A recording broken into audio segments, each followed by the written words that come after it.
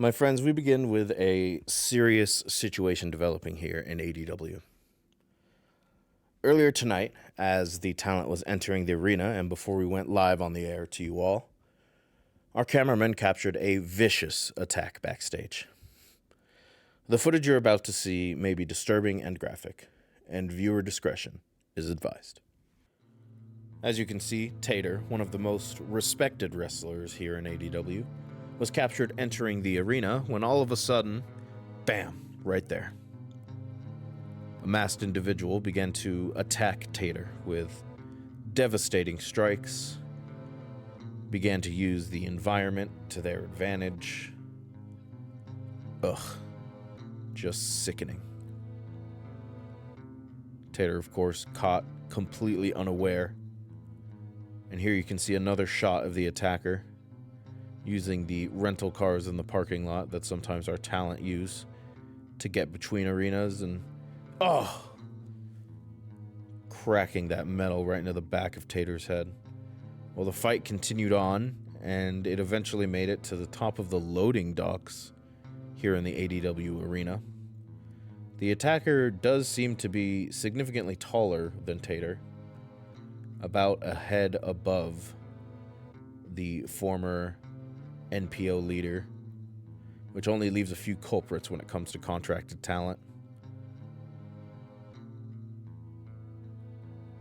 And the turning point is right around here, where you can see as the attacker throws Tater into the barricade, the weight of Tater's body completely separates the barricade from the concrete. Unfortunately, the attacker realized the barricade was gone, and this next part is hard to watch.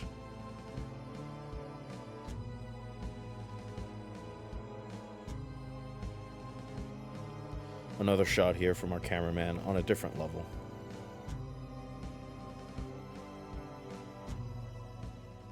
Just diabolical.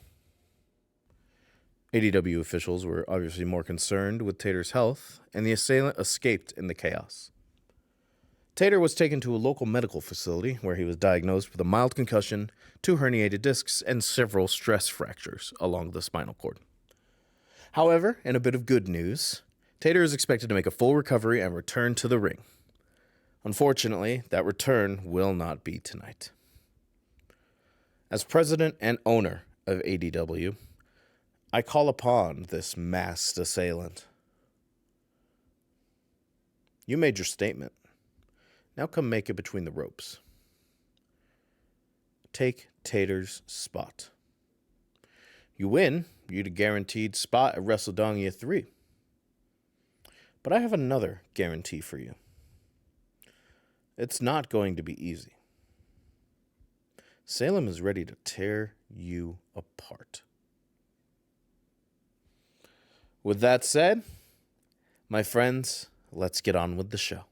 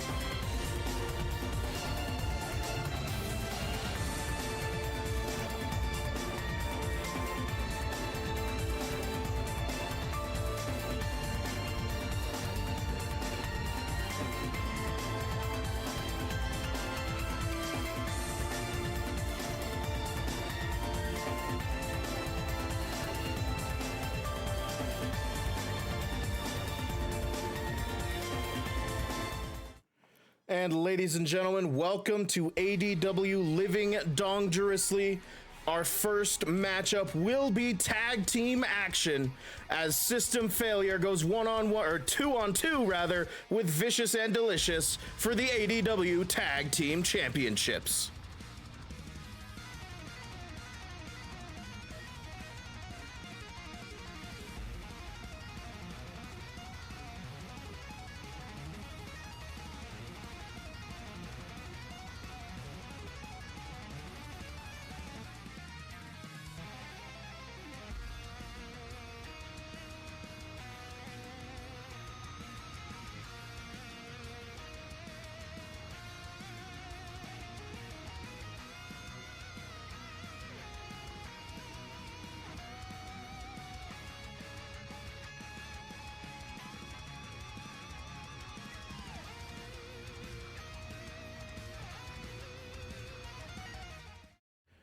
Ladies and gentlemen, I hope you are as excited for ADW Living Dongerously as I am, despite the rough start to the proceedings here tonight.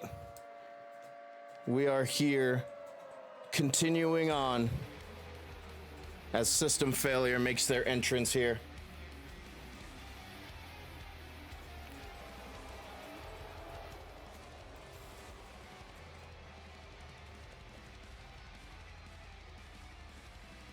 System Failure, of course,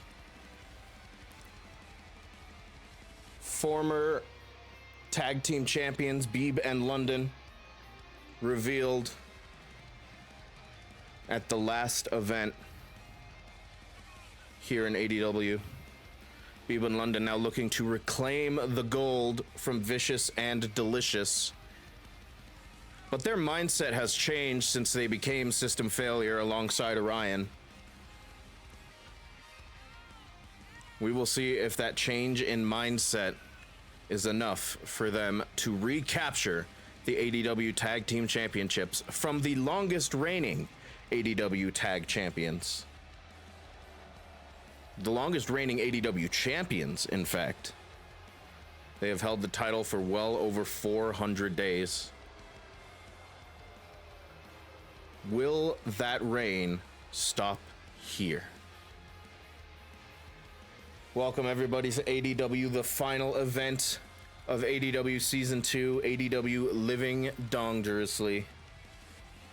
Our first matchup about to get underway as we await the entrance of the Tag Team Champions.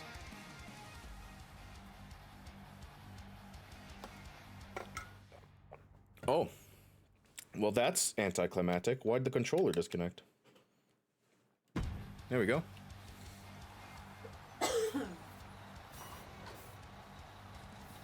It was literally just sitting on the desk and it decided, nah, no longer.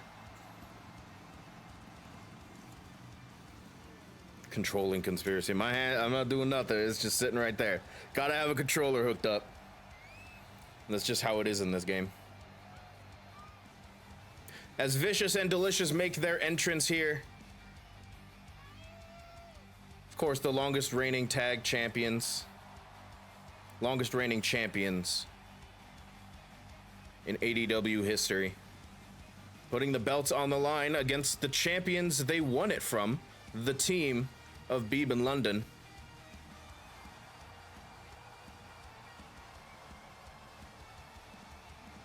And as we start off this contest, this is bound to be what they call a slobber knocker.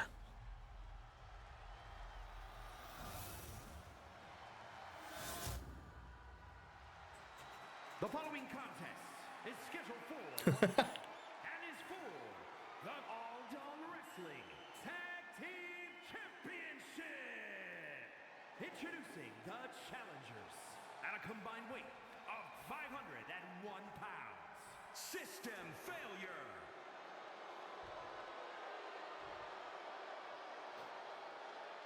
And their opponents at a combined weight of 533 pounds.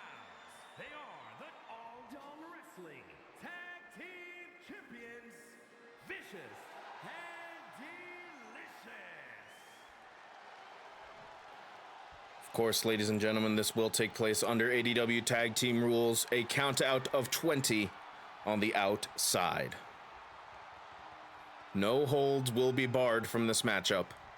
And that is what it's all about right there. The ADW Tag Team Championships on the line in the first match of ADW Living Dongerously.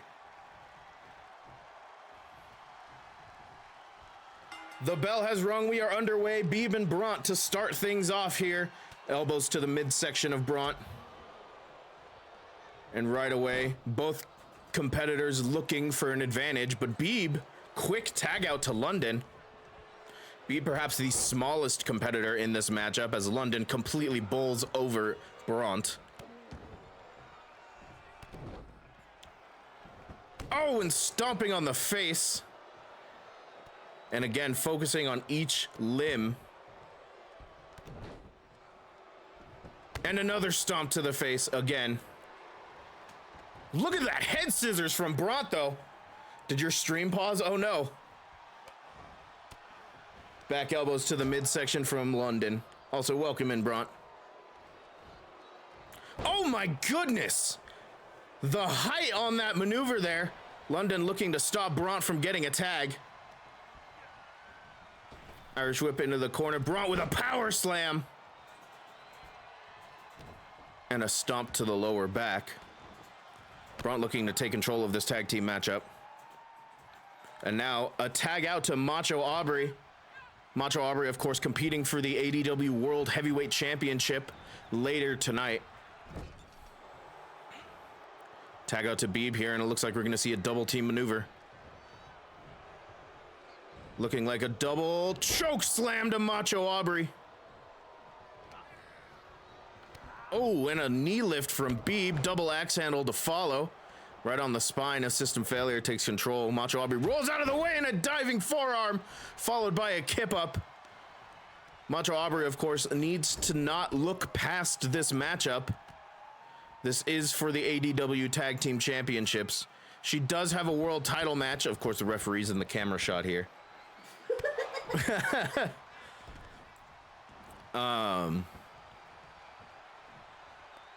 Macho Aubrey needs to not look past this matchup. The ADW World Championship looming heavy later on tonight as Bront shoulder tackles London off the ropes.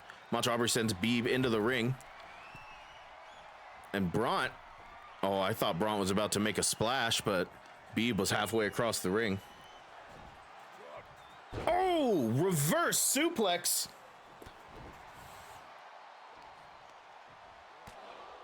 And a shot to the gut. Beeb now shoulder tackle to Bront. And a standing shooting star press. Oh, but Bront with a kip up. I don't think Beeb saw it. Right hand. And now looking to stop. Oh, but Beeb managed to get the elbow drop from the top rope. And here's the cover. Hook of the leg. Kick out at 2.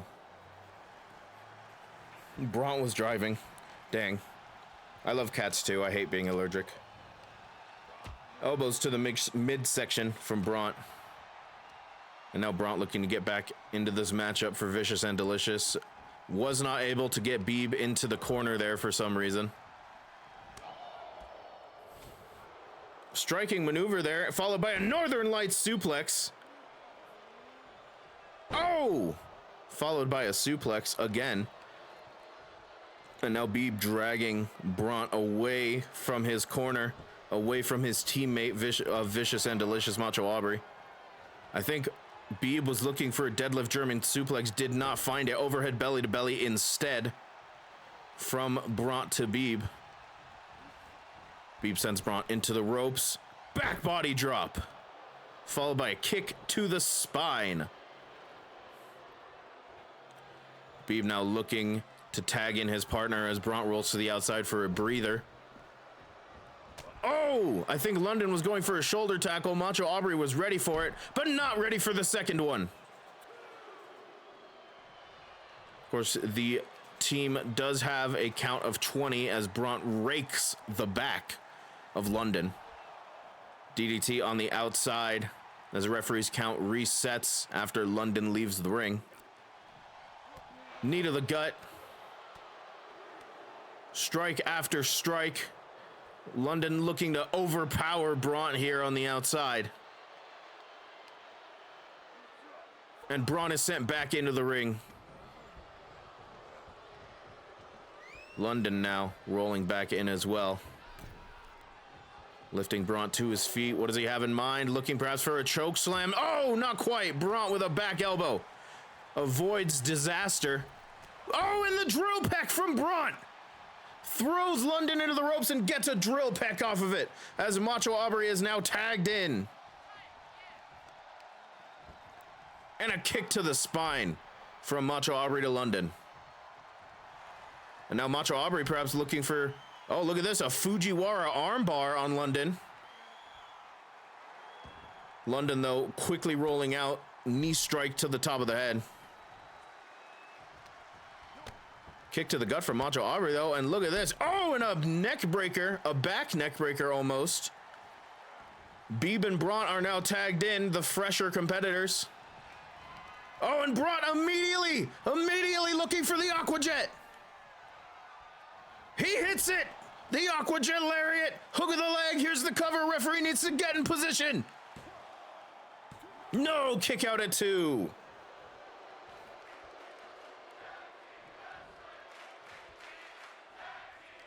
Bront now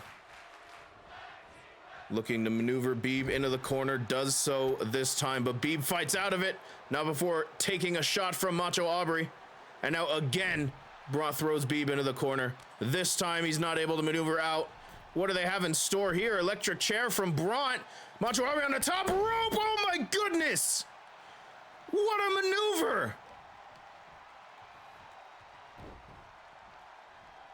And Macho Aubrey looking to take advantage here.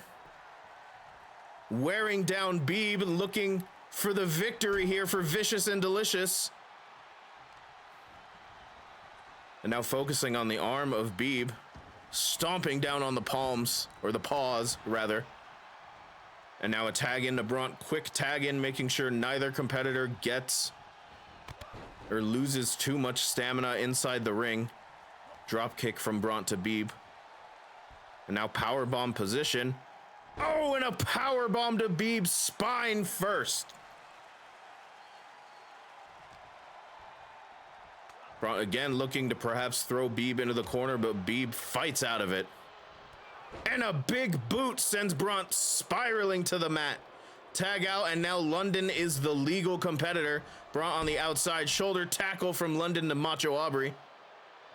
Bront stunned on the outside after that big boot, but managed to regain his senses just in time. Fisherman suplex from Bront on the outside. Really lovingly rendered ass. I wish I could make it bigger.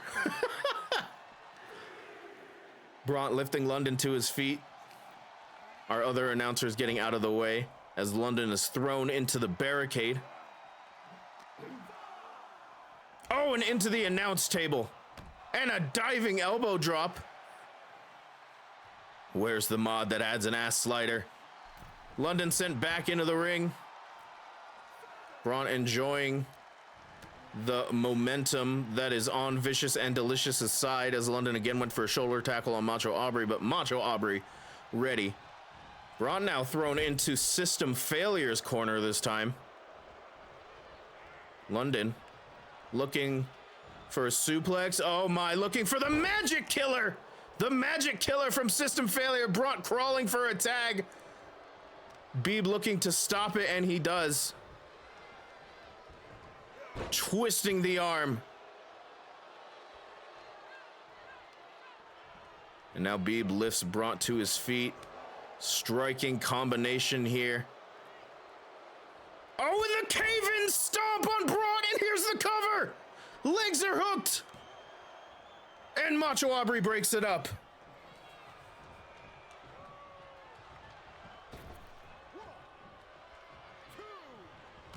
And a little bit of a combination there from Beeb. Now London, or I'm sorry, now Beeb climbing up to the top rope. Bront motionless, but slowly getting back to his feet now.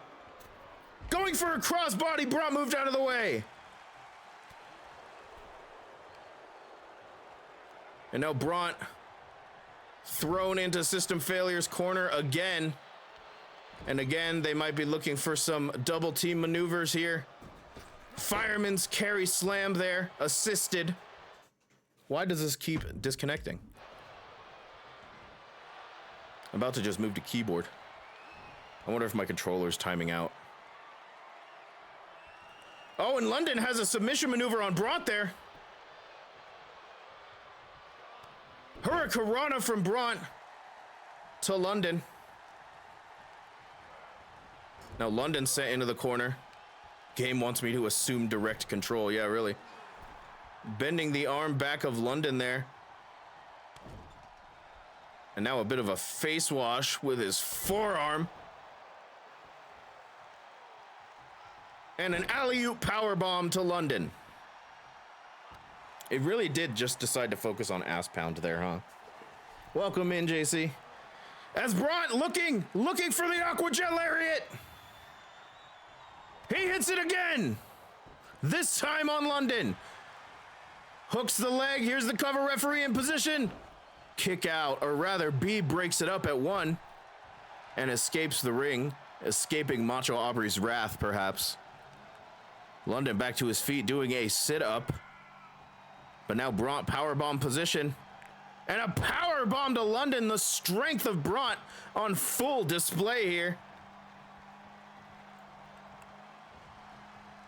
Macho Aubrey now. Power slam, looking for that crawling headbutt. And now look, hook of the leg again, but Beeb ready, breaks it up before the referee can even count 1. Macho Aubrey does not take lightly to that, though. Oh, Beeb escaping, taking out the back of the knee, going for a drop kick, moved out of the way, and Macho Aubrey is focused on Beeb right now as London recovers in the corner. Oh, a knee lift right to the face, Kamegoye knee from Macho Aubrey, and now Macho Aubrey again turns her attention to London, ducks underneath, going for a clothesline, seems to have missed the mark. Oh, and a backbreaker from Macho Aubrey. London lifted back to his feet, looking again for another backbreaker. Macho Aubrey hits it yet again. Could we see a third? Oh, not quite. The SOS from Macho Aubrey. Macho Aubrey is not done with this flurry of offense here. Back body drop. And London just does not have an answer for Macho Aubrey's offense. Another backbreaker. And finally, Macho Aubrey up to the top rope. London motionless on the ground. Look out! The sleep drop! Macho Aubrey hits the sleep drop. Oh, and look at this, though. London! London with a small package. Kick out at 1. Macho Aubrey rolls out of the ring to get a breather. I don't think she was expecting that roll up as Beeb gets tagged in. Very, very wise. And looks like Macho Aubrey's fighting with a crowd member, giving the old Italian gesture. As Beeb looks to take control of this matchup. Suplex on the barricade. Oh, and a kick right to the side of the head. And now Beeb looks to enter the ring. Macho Aubrey recovering. Beeb looking to fight with Bront. Oh, and an enziguri, and that sends Bront off the side of the ring. Macho Aubrey, though, here to take advantage. Going for a leg drop or a knee or something. Gets tied up in the tree of woe, but manages to escape before Beeb can capitalize. And now Macho Aubrey, what does she have in mind here? Oh! Hangs Beeb up over the top rope and a kick right to the side of the head. And now again a power slam looking for the crawling headbutt. No one to tag out to, so she goes for the cover herself. No! Beeb powers out.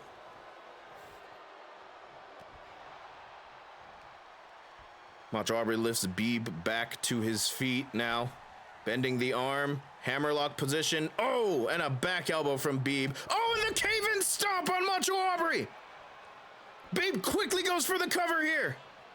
Oh, and Bront comes in out of nowhere. Out of nowhere to break up the pin. Macho Aubrey kicks Beeb off. That was almost disastrous for Vicious and Delicious. Gut wrench slam into a gut wrench power bomb. Oh, but a cheap shot from London. And now Macho Aubrey looking for some revenge, but not quite. Forearm from London as Beeb looks to recover. And now Macho Aubrey wrenching the nose back on Beeb.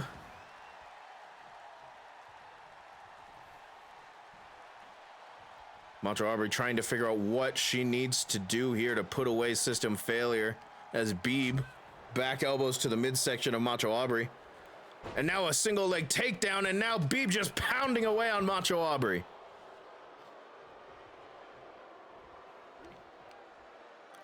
Beeb lifting Macho Aubrey up and a kick right to the side of the face. Looking perhaps for another one. No, a ripcord knee lift. And now Beeb tags out to London. Oh, and then a flying forearm. He really is just standing there. Forearm to the spine of Macho Aubrey as London recovers, I think, faster than Macho Aubrey was ready for. And look at this. Running clothesline again in the corner. A duet of clotheslines, followed by a forearm smash. And now London going back to Beeb. Quick tag outs to make sure neither competitor gets fatigued. Standing shooting star press again from Beeb to Macho Aubrey, followed by a second one. Are we going to see a third? Not quite. Beeb decides he's done enough. Tags out London. Tags in London, rather. Macho Aubrey finally crawls to the tag for Bront. And now Bront is in the matchup. Oh, and a drop kick to the back of the head. London rolls out of the ring. Bront, though, not about to let him escape. Tope suicida through the middle rope.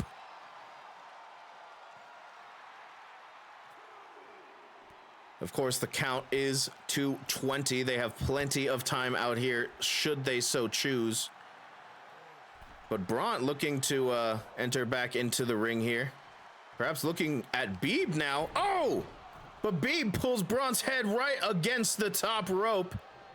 London gets back into the ring. Bront has recovered. Now these two back on equal ground. Bront back elbows to the midsection of London. London blocks a strike from Bront. Oh! And a big clothesline. As London goes for the cover, shoulders are down, leg is hooked, and Macho Aubrey breaks it up. Beeb sends Macho Aubrey to the outside, and both of Vicious and Delicious are on the outside now. And this fight has spilled out of the ring as System Failure looks to pick apart Vicious and Delicious. Oh, a forearm smash to the back of Macho Aubrey's head. And the two legal competitors are still London and Bront. As this fight continues on the outside, Uranagi on the barricade. And London feeling it now.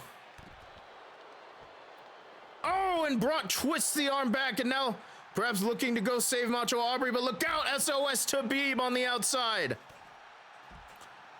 And these two teams continuing to fight. London sends Bront against the barricade. Count of 9. Another Uranagi on the top of the barricade. We've reached a count of 10. Halfway through the count now. Oh my goodness, what a pounce. And these two need to get back into the ring if they have any hope of getting the championship. I mean, System Failure, of course. Especially with the count out still going. London is so focused on Bront, he might be missing the count here.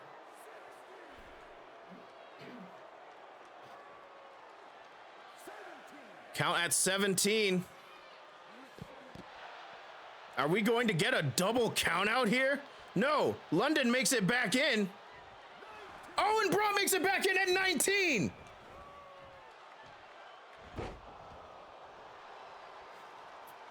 This match continues. Back elbow to the midsection of London there. Head scissors from Bront. And now Macho Aubrey tagged back in. Very good idea as Bront took a beating on the outside there.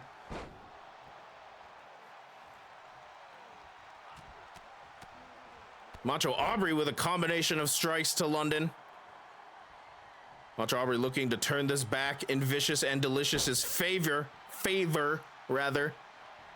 Prepping for something here. What could it be? A slam, looking for that crawling headbutt again. She hits it.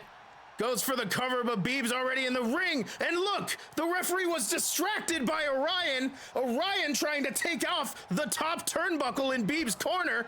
And now the referee doesn't even notice there was no pin about to be attempted there.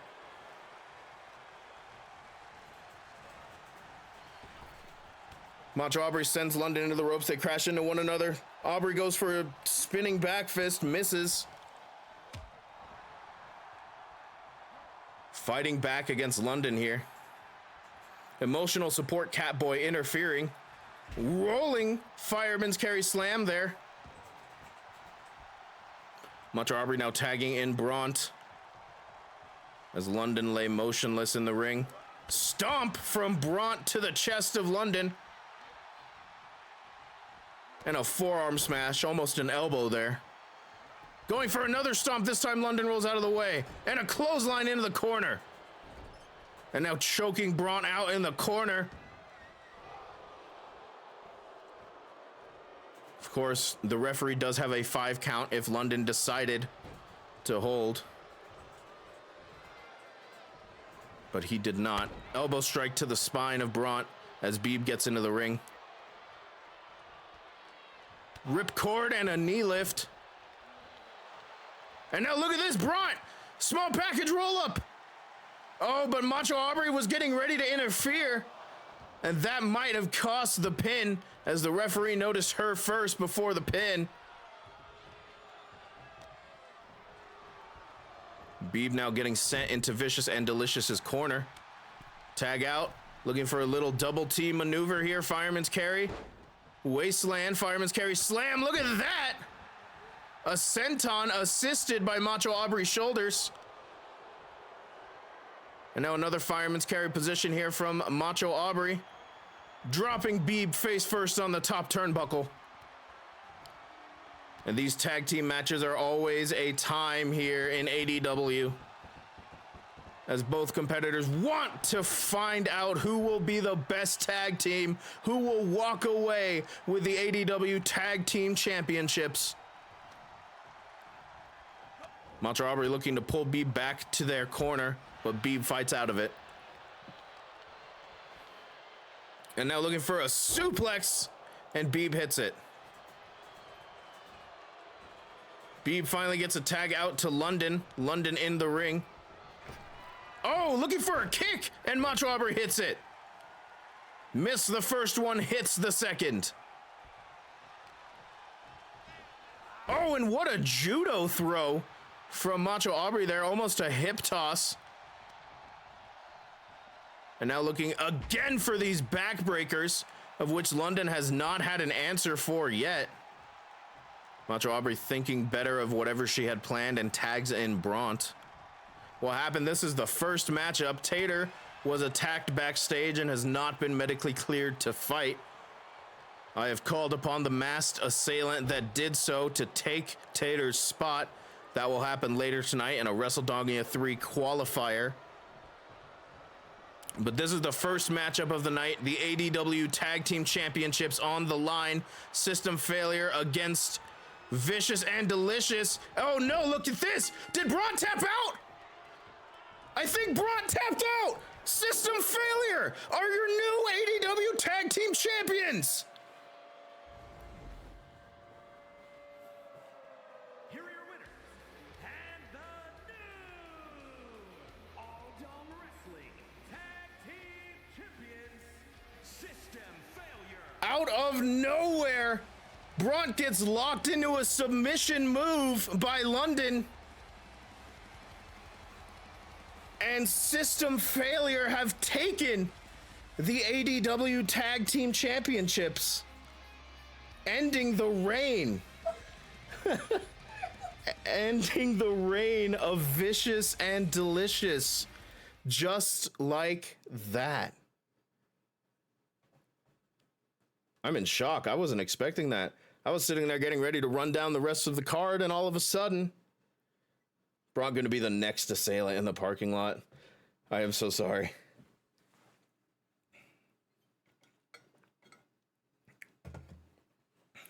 Someone is dying backstage. The end of an era. Oh my goodness.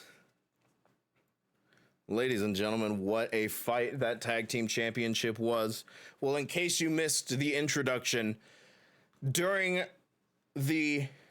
the talent was entering the ADW arena, Tater was assaulted in the parking lot by a masked assailant who ended up throwing Tater off of our loading docks. Tater was diagnosed with a mild concussion, 2 herniated discs, and several stress fractures along the spinal cord, but is expected to make a full recovery. However, he has not been medically cleared to compete tonight. Therefore, that masked assailant will indeed be competing tonight against Salem in a WrestleDonia 3 qualifier, no escape match. The WrestleDonia 3 qualifiers are about to begin. All of the stipulations were randomly selected, and our first one is about to get underway. It will be Devin going one-on-one with number 1, Waluigi, in a WrestleDonia 3 qualifying match where the winner gets a guaranteed spot at WrestleDonia 3. The loser is thrown into the randomized pool. And ladies and gentlemen, this will take place inside Hell in a Cell.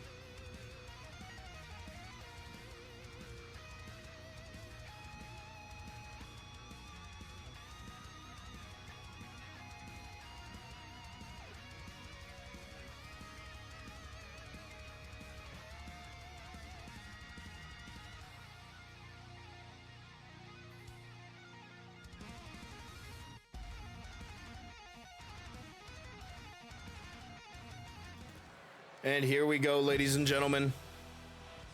It is time for the Hell in a Cell WrestleDonia 3 qualifier match.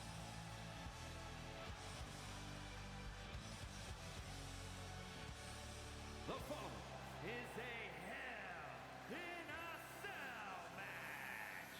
Making his way to the ring from the edge of reality, weighing in at 213 pounds,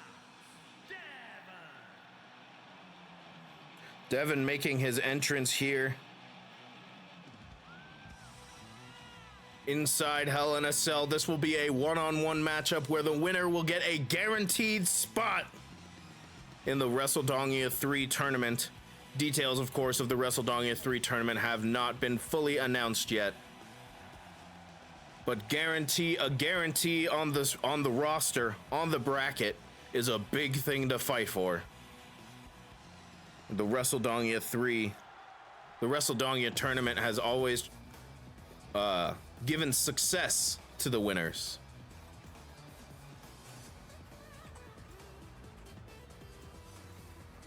and his opponent, representing the bad guys, from Mustache Mountain, weighing in at 200 pounds, number 1. Waluigi number 1 making his entrance here. The Hell in a Cell match is diabolical, is brutal. But both of these competitors are... It's him. Both of these competitors, I think, are ready for the challenge that the Hell in a Cell brings. Devin, of course, former United States champion. Hope he's in Mario movie too. Me too. Waluigi has fought for the World Championship when it was held by Kazuchika Okada, fighting on ADW's side. The Hell in a Cell is lowered, and we are about to get underway here. Waluigi, Devin, one-on-one. The bell has rung, and here we go. Waluigi, of course, with the significant height advantage here in this matchup, perhaps the strength advantage too, but Devin likely with the speed advantage here. Kick to the midsection as these two begin fighting right away in the ring. Looking perhaps for a neck breaker, not quite. Forearm to the spine there. Stomping down on the back of the head, and here comes Devin's agility, but not quite enough. Waluigi had it scouted. Double leg takedown as Waluigi slams down the hammer fists on Devin. And now Waluigi bending the nose back, and of course my controller dies. Hold on. We're gonna fix it. We're gonna fix this right now. We'll get back to the matchup in just a moment. We're gonna fix this right now.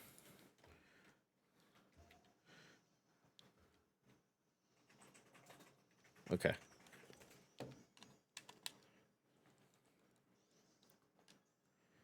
Excellent. I think we're fixed. At least I hope we're fixed. Here we go again. Stupid controller. It's a brand new controller. This is what happens. It might be timing out. The screen comes back and I'm dead. Not quite. Waluigi now up to the top rope. As Dev slowly gets back to his feet. Oh, and a jumping neck breaker there. Dev back to his feet again, and now spilling to the outside. The narrow passageways between the ring apron and that steel cell are not ideal for fighting in. As Waluigi sends Devin crashing to the floor there. Running clothesline. Now this might just become who is the better striker here, as these narrow passageways usually only lend themselves to striking rather than grappling. But Devin, as these two just continue to throw each other back and forth. Oh, and a European uppercut to Waluigi. And I felt my voice did not like that. Jawbreaker followed. So we're gonna sip some water here. Another European uppercut. As these two fight on the opposite side of our hard camera here. Oh, Waluigi ducks under the strike, delivers a strike of his own. And another European uppercut that sends Devin to the other side. But Devin was ready. European uppercut sends Waluigi to the other side, and here we go. The back and forth. Oh! Face first into those steel steps. Devin back to his feet. Oh, but Waluigi with the jawbreaker, taking the momentum away. This might be the turning point here, as Devin slams against the cage. Oh! Oh no! Reversed! Waluigi went face first into the steel cage. And another European uppercut from Devin to Waluigi as these two continue to fight on the outside, these narrow passageways. Waluigi sent into the cage this time. And now this time reversed as Devin goes face first into the cage. These two completely encircling the ring now. And Waluigi finally sends Devin back inside the squared circle.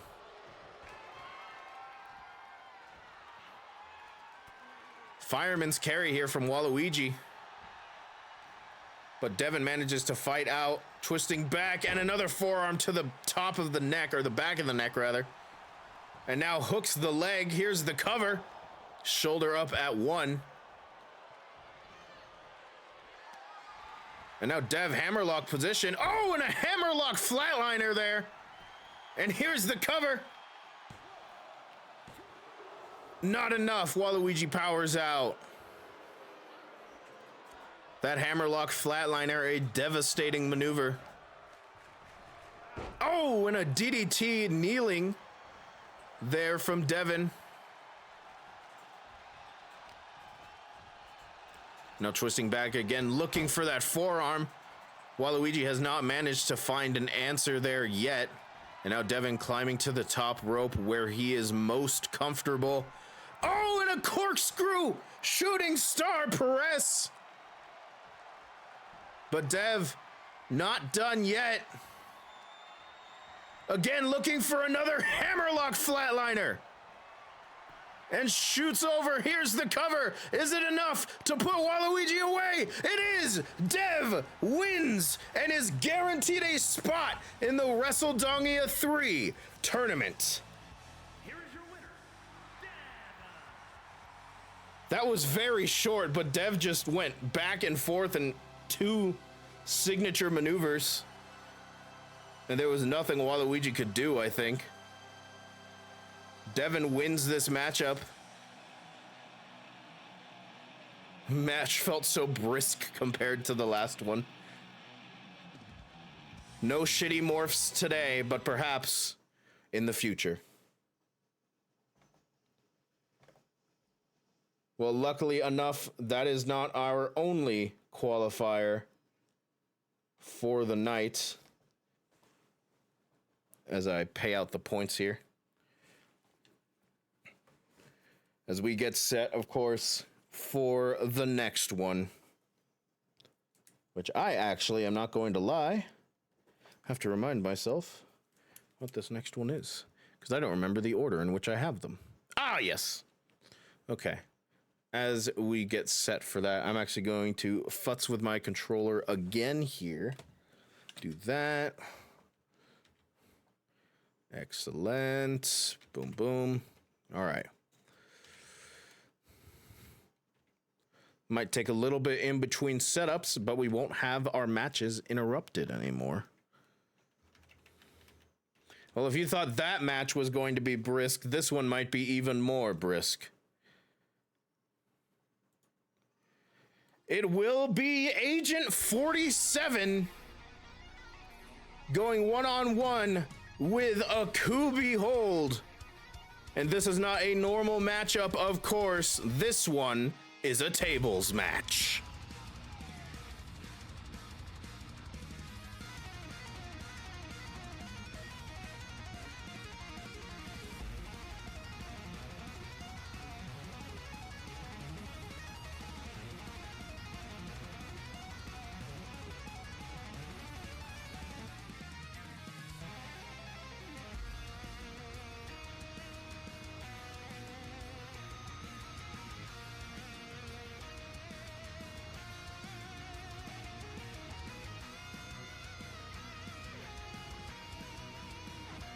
That's a bit of a shake up. The table.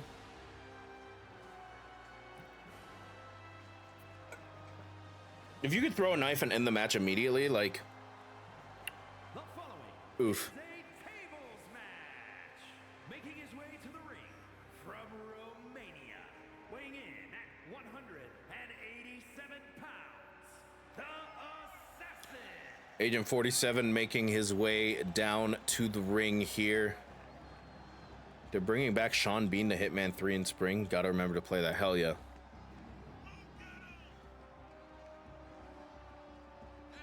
Of course, the ring surrounded by tables. Tables plentiful underneath. No pinfalls or submissions in this matchup. Instead, you have to put your opponent through a table in order to be declared the winner. And of course, this is another WrestleDongia 3 qualifier where the winner will be guaranteed a spot in the WrestleDongia 3 tournament.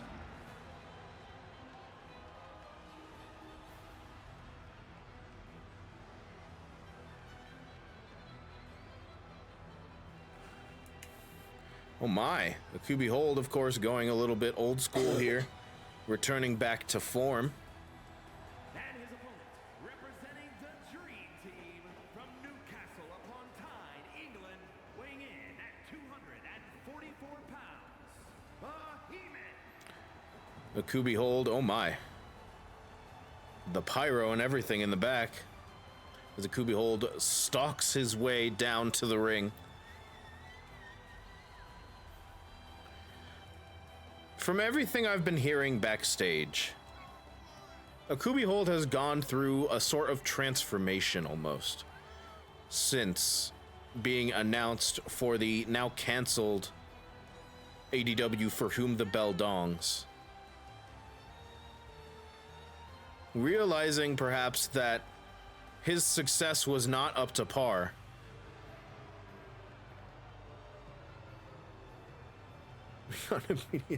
I can't tell what's clothing and what's flesh. No, it's For Whom the Bell Dongs.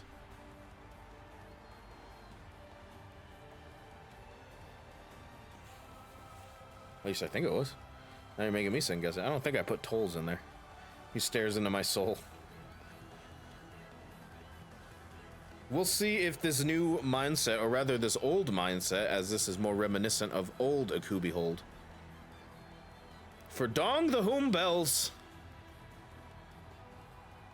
We'll see if this mindset carries him to a win tonight against Agent 47. The winner moves on to WrestleDongia 3. This matchup is underway. Agent 47 right away taking the initiative, taking control. Akubi Hold fighting off. They crash into one another in the middle of the ring. This is a tables match. The only way to win is to throw your opponent through a table. For Dong the Dong Dongs. Oh! I thought Akubi Hold was perhaps going for a back suplex, but Agent 47 reversed into a bulldog. Northern Lights back body drop there, escaping the DDT from Agent 47. Elbow drop, and now pounding on the knee of Agent 47. Going to be very interesting to see if Akubi Hold will be focusing on the legs here. Of course, without your legs, it's going to be very hard to lift your opponent enough to throw them through a table, but there are other means that Agent 47 may resort to if Akubi Hold chooses to go that route.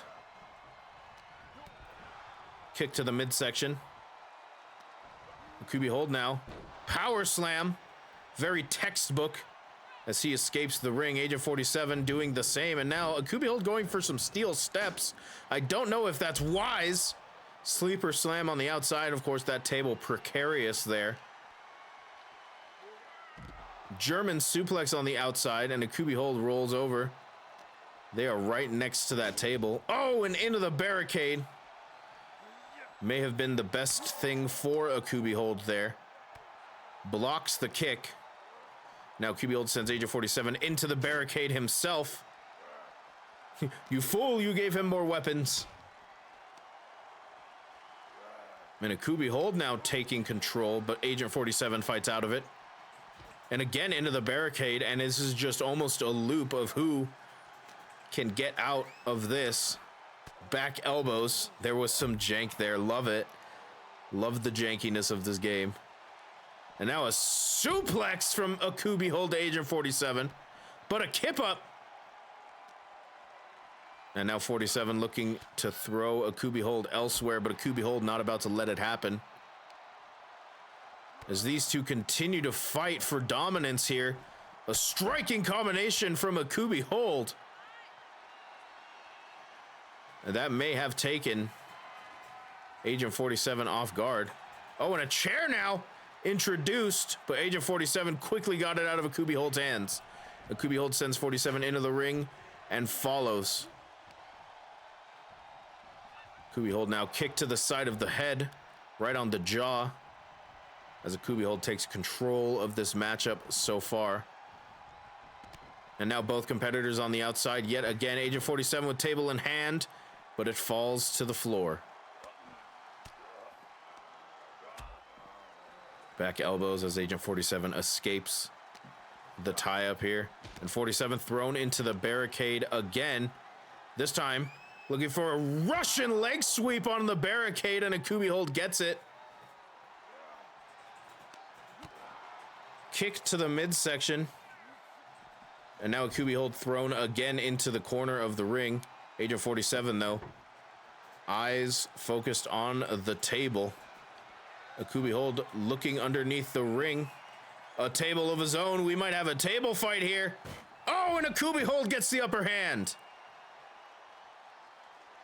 Akubi Hold now taking Agent 47's table away from him, but not quite. Takedown from Agent 47. Now Akubi hold gets thrown back into the ring. 47 with table in hand, looking perhaps to introduce it into the ring. But Akubi hold exits the ring. Was backing up from 47, but 47 just levels Behold with a right hand. Kick to the midsection. Now Behold perhaps going for that table, back elbow. And these competitors enjoy turning their backs on one another, I've noticed, which is not wise, especially with Agent 47 in the mix here. Chair in hand for Akubi hold, but 47 sees it and ducks underneath and leaves the ring. Table in hand for 47, but Akubi hold's got a chair, but the table's faster. And now the table has been introduced into the ring. 47 climbs in. Behold follows right away. Kick to the midsection as 47 looks to take advantage of this. Went for a back elbow. Just misjudged there. Clothesline from Behold and another clothesline. And Behold is roaring back here. Sweeps out the leg from underneath. The ring is just a formality. That's what it feels like. Table in hand for Akubi hold. Throws it down. I think he realized 47 got back to his feet, but he was not quick enough. 47 sends Akubi hold to the apron now. Grabs a table, throws it down, chooses better of it. Love this AI. But a striking game here as Behold manages to come out on top with a kick to the gut and a kick to the arm. And now again focusing on the legs with a knee breaker, or rather a shin breaker there from Akubi hold. Now table in hand, again throws it down. What's Akubi hold got in mind here? I don't even know if Akubi hold knows what he's thinking. Oh, and an arm drag as Agent 47 ran at Akubi hold, but a kick. And Akubi hold drops the table. Akubi hold leaves the ring now. As 47 sets up that table, that's precarious there. 47 leans Behold against it. Could we see the end of the match right here? 47 looking for a suplex. He hits it and 47 wins. That is not the face of someone who thinks correct. Here is your winner, the Assassin. 47 moves on with a guaranteed spot in the WrestleDongia 3 tournament.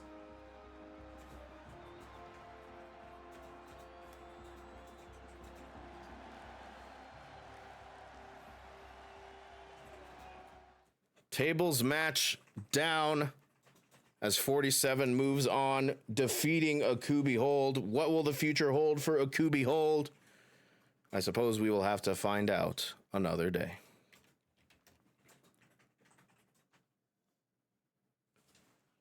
Take a sip of my water here as we move on. Whew, all right. As we get set for the next matchup here. Where is my thing? Here we go. It is the former ADW World and Extreme Champion Flareth going one-on-one against the Demon King himself, Ganondorf. WrestleDongia 3 qualifier in the mix. This is a tables, ladders, and chairs match.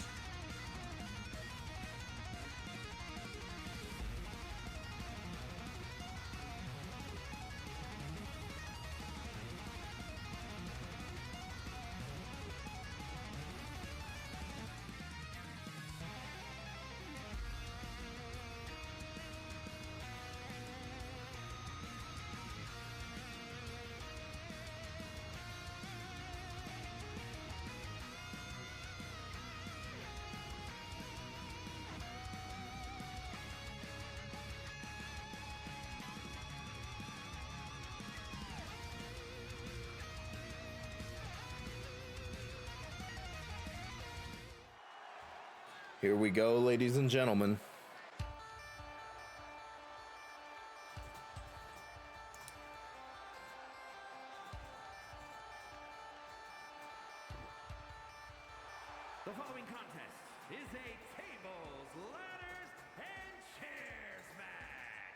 Making his way to the ring. Vote, I beg you. Pennsylvania, weighing in at 149 pounds.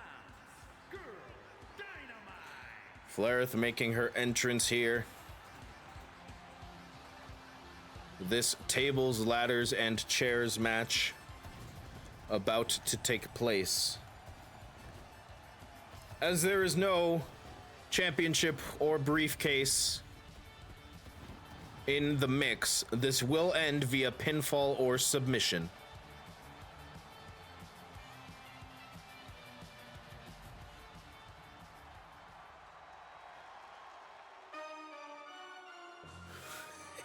The big spender. And his opponent from the other side of darkness, weighing in at 279 pounds, Demon King. Ganondorf certainly has the size advantage in this matchup. But that has not particularly stopped Flareth from achieving success inside the ring.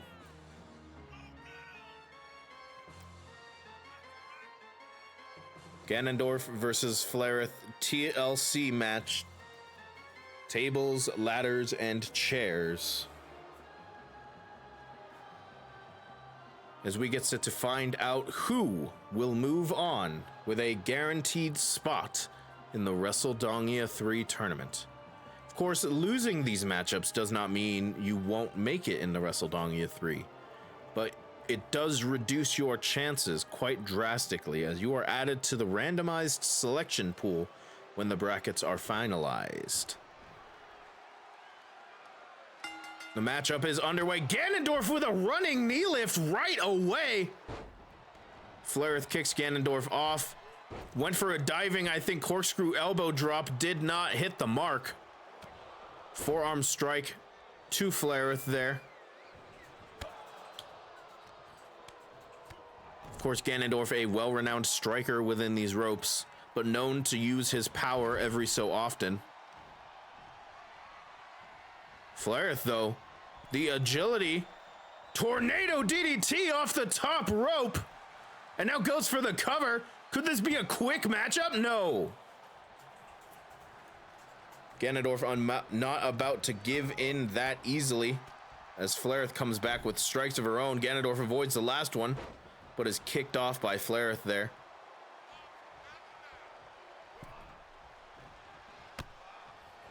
I mean, I'm just thinking of the, what an arm drag by Flareth. I'm just thinking of the Mooney versus Minoru Suzuki match at ADW Forbidden Dong.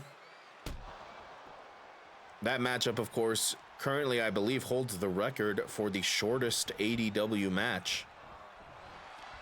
Fastest win in wrestling history, 3 seconds.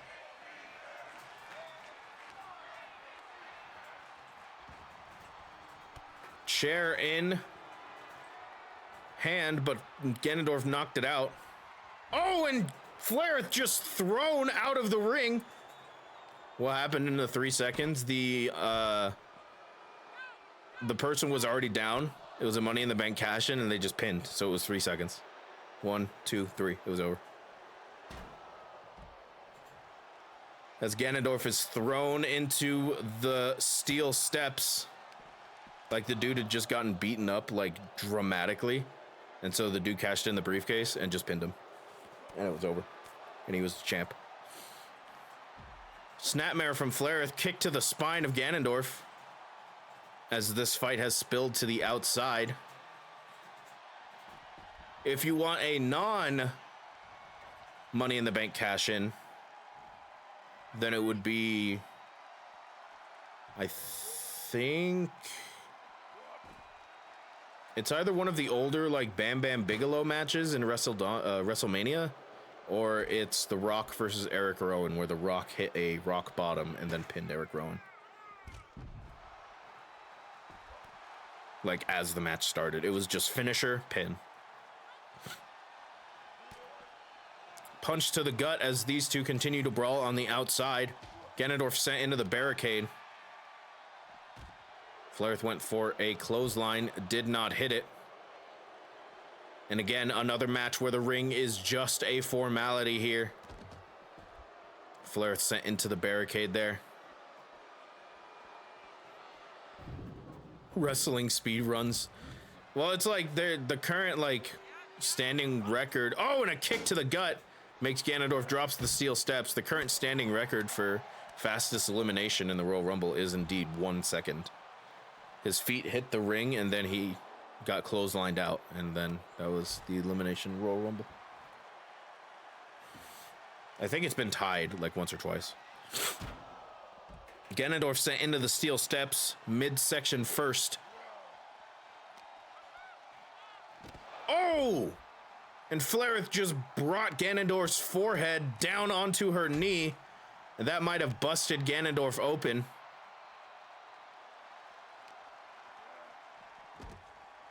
Yeah, you can see it just barely mixing in with the hair there. Looks like a cut on the upper eye of Ganondorf. Kick to the side of the head, and Flairith would be wise to focus in on that cut. Of course, once that blood starts getting in your eyes, you start to get blinded. Becomes harder and harder to see.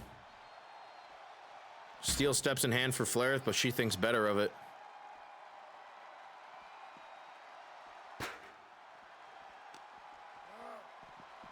Ganondorf sent into the barricade again. Flairith now chair in hand. Slamming the chair down on Ganondorf. Went for another one. Ganondorf rolled out of the way. But Flairith ready. Oh, jumping neck breaker. And the physics are going wild in this game. Ganondorf sent into the barricade yet again. As Flairith looks to take control of this matchup. Size advantage be damned. Steel steps in hand here.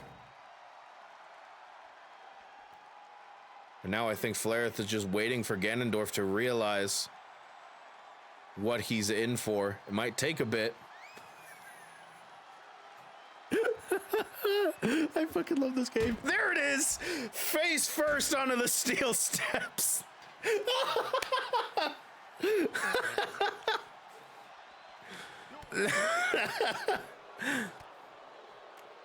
It's like the long wind up to a joke. I swear to God. Ganondorf sent. I knew exactly what was happening, but oh my God. Flairith still taking advantage here, but Ganondorf with a back body drop. Oh, and Flairith went face first into the apron of the ring. Forearm to the spine there. Now Flairith sent up the ramp. Let's hope the game does not crash here like it has before. Hammer fists now. Oh! An elbow strikes. Your fucking life ends 20 minutes from now. And now Fireman's carry position by Ganondorf here. Dropping down and a right hand right to the face. But Flairith back to her feet now. As this light gets blindingly brighter, what is happening? Why are there so many spotlights? The ADW stage crew really needs to figure out what they want to do here. As Ganondorf stomps down on the chest of Flairith. Oh, and a clothesline there from Ganondorf to Flairith. And this is where the padding ends. This is all concrete here on the outside. I do have to specify that I do not believe falls count anywhere. So these competitors will have to find a way back into the ring in order to win this matchup. Oh! And Ganondorf sent to the ground after an arm wrench from Flairith. And now a striking combination, but Ganondorf catches the leg. Oh, and a back kick right to the face. Cell phone flashlight going crazy. Knee lift, and now another striking combination from Ganondorf, who is so skilled at those. Kicks to the face of Flairith there. But Flairith back to her feet quick. Oh, reverse STO there from Flairith onto the concrete. Likely exacerbating that cut as these two begin to move up the ramp now. That stage ramp where the wrestlers make their entrances, firemen's carry onto the concrete.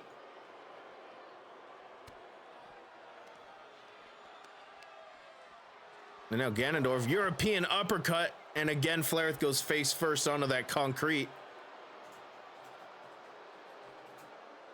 Ganondorf lifts. Oh! Flareth manages to escape now. And a Hurricanrana. And now these two fighting back towards the ring. Punch to the gut. I can do so real quick.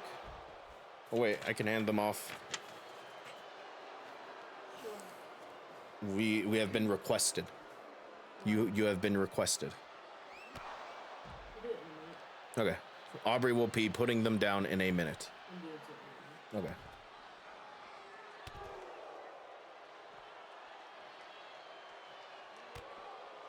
Striking with these knee lifts here.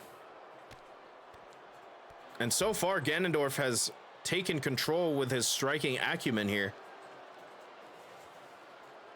As these two competitors continue to fight. Hammer fists again to Flareth. And by the time these two get in the ring, it might just be a formality at that point.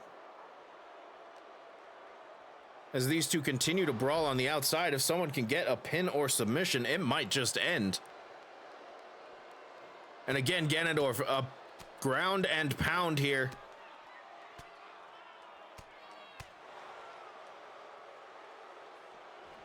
And Ganondorf is loving this. The momentum completely shifting to Ganondorf's side here. God, you're so lucky, Flareth. Flareth finally rolls out of the way of one of Ganondorf's strikes. Hurricanrana, spine first on the concrete. Flareth now, what you got in mind? Oh, drop kick to the side of the head. And Flareth looking to fight back into this matchup. This time now ground and pound on Ganondorf. Delivering those left hands. Ganondorf rolls out of the way of that strike.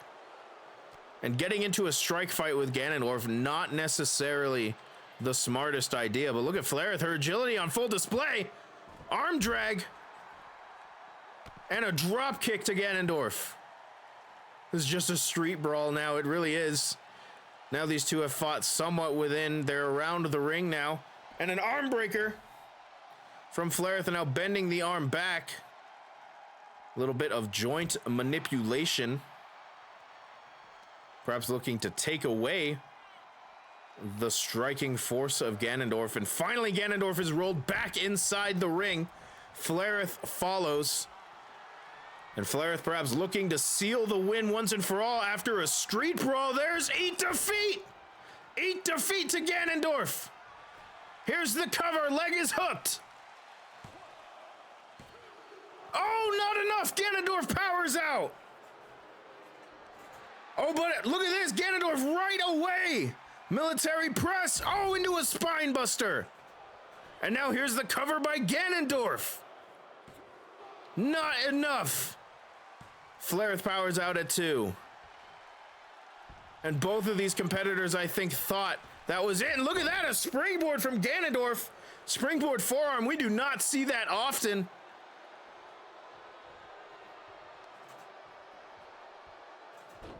As Ganondorf stomps down on the chest of Flareth here.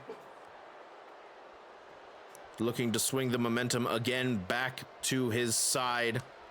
Flareth breaks out of the collar and elbow. Ducks underneath the ropes. What does she have in mind here? Going for that steel chair again now. Chair in hand as Flareth re-enters the ring. Perhaps waiting for Ganondorf to get back to his feet. Oh, yes, she is! Delivering a shot right to the top of the head of Ganondorf. Ganondorf rolling to the corner, looking for some reprieve. Does not find it. Face first into the top turnbuckle, followed by a knife edge chop. And Ganondorf finally fights out of it. Running clothesline. And another running clothesline. And we've seen this combination before. Here comes the sweep. Ganondorf roaring back into this. And here's the cover. Leg is hooked on Flareth. And she powers out. throwing Ganondorf off of her in surprising fashion. Ganondorf now outside of the ring. And now steel steps in hand. Flareth with chair in hand, going for a strike, but Ganondorf managed to avoid it. And now Ganondorf with the steel chair. Shonen protagonist indeed. Flareth sent into the barricade again, and again Ganondorf picks up the chair. Again manages to hit, and now striking on the back of Flareth. Oh, and that chair went flying. Oh, and we've got a little glitchery. My favorite. Ladies and gentlemen, this is what happened when White managed to win the United States Championship. Will this happen to Ganondorf? Could Ganondorf use the glitches in this game in order to win the matchup? Reverse STO. The arm strats are back. Striking maneuver from Flareth there, though. As Ganondorf is sent back into the ring. His arm was not rehydrated properly.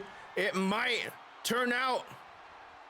Look at this. Flareth, imaginary arm grab, but hits the eat defeat anyway. Here's the cover. Oh, and Ganondorf powers out again. Oh my goodness. Look out, look out. Here's the cover. Oh, and it's still happening. Ganondorf is morphing into something else entirely. Oh, look at this, a roll up from Ganondorf. Is it enough? No, Flareth powers out. Ganondorf managing to make it back to his feet, but now a victory roll up from Flareth. Oh, and Ganondorf powers out at 2, and these two are still fighting. Oh my lord, what is happening? Look at this. Somehow managing to use the arm to get a suplex was Ganondorf there. Flareth went for a running something, did not manage to hit it. Oh, look at this, they crash into one another. I don't know how Ganondorf is managing to pull Flareth over to the ropes, but he does. This is fantastic. Look at this. Ganondorf throws Flareth to the outside. What does Ganondorf have in mind? Oh, and a baseball slide over the middle rope. Flareth back into the ring. Ganondorf looking to grab something. He warped the steel chair, I think, from the other side, and that steel chair just went flying. I saw it barely in frame there. And Flareth looking to get back into this matchup. Ducks underneath, look at that roll right into an enziguri. Ganondorf into the corner. And what do we have in mind here? Oh, knife edge chop. Looks like he picked Flareth up with his teeth. Oh, and a knee right to the side of the head. Is that enough? Ganondorf, the glitch has overtaken Ganondorf. Oh, it's overtaken him for sure. It has overtaken him for sure. But it's not enough for Flareth to stop fighting now.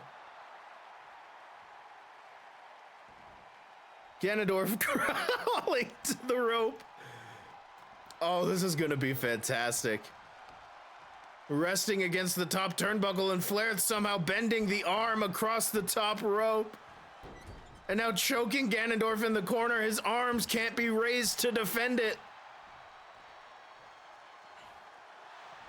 And now here's the cover on the glitchy Ganondorf. Is it enough to seal the victory? No.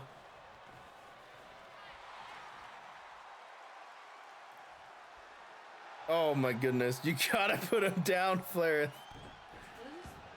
It keeps going, living Dongerously. Flareth gnawing on the glitchy arm. Now lifts Ganondorf up, looking for Eat Defeat again! She hits it! Here's the cover after the third Eat Defeat. Is it enough? No! Ganondorf powers out again! I don't believe it! This matchup is still happening somehow, somewhere! Right hands being leveled down. As Ganondorf continues to glitch out. Oh my goodness! Kick to the spine as Ganondorf rolls out of the ring. And now he may be glitching out entirely. Flareth, crossbody to the outside.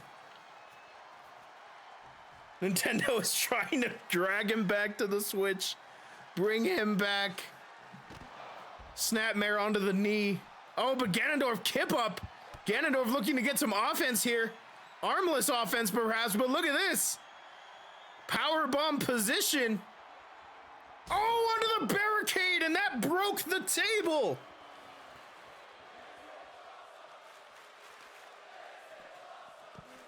His existence in this universe is unstable, and look at this. A ground and pound on Flareth, but shoulders only. And now lifting the knee into the chest of Flareth. This is absolutely insane. But this matchup somehow, some way is still happening. Clips aren't enough.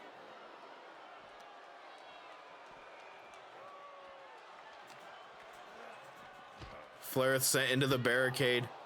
Somehow managing to hit right hands.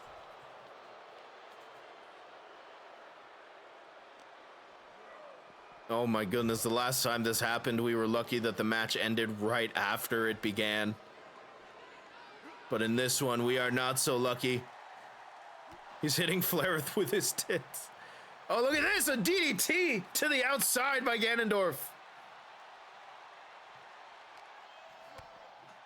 Kick to the gut now.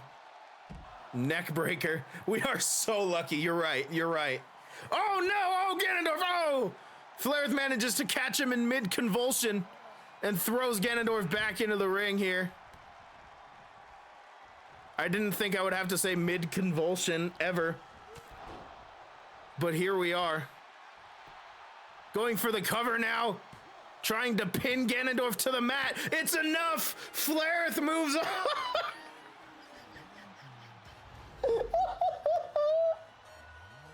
Here is your winner, Girl Dynamite. He's been freed. Look, there he is. He's better now. Take this man to the hospital. Oh.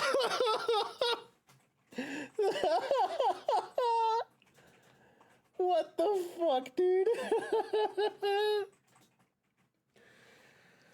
Oh, this fucking game. And Street, you just post the video right now. No, we got it. We'll don't worry, it'll happen. That was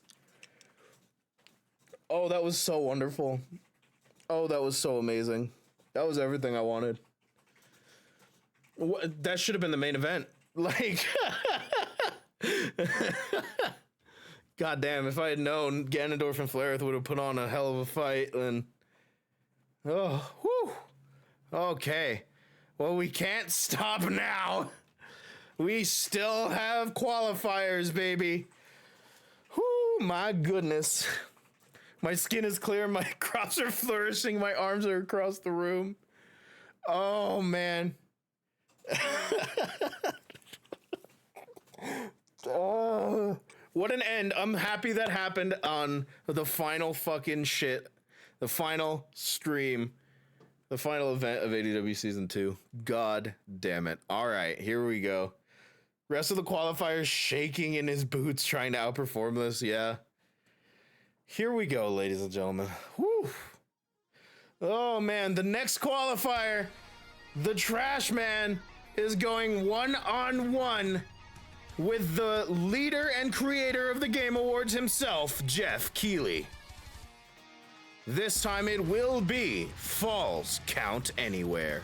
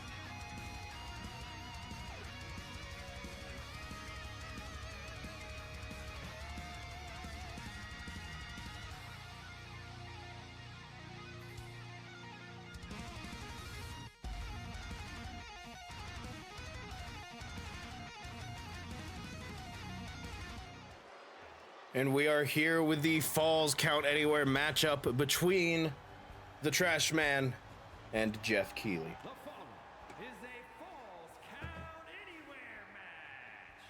Making his way to the ring, representing the powers of pain. From Toronto, Ontario, Canada, weighing in at 222 pounds, Jeff Keighley. I don't know what I did again. You missed quite a matchup, Mooney. But welcome in. Your match is still happening. It has not happened yet.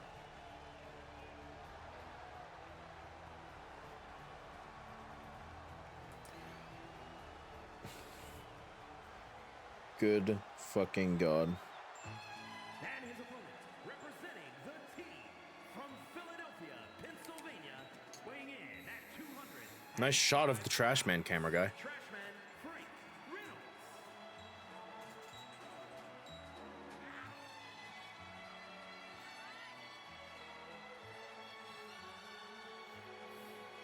Why is it always battles you're in? Are you secretly missing now?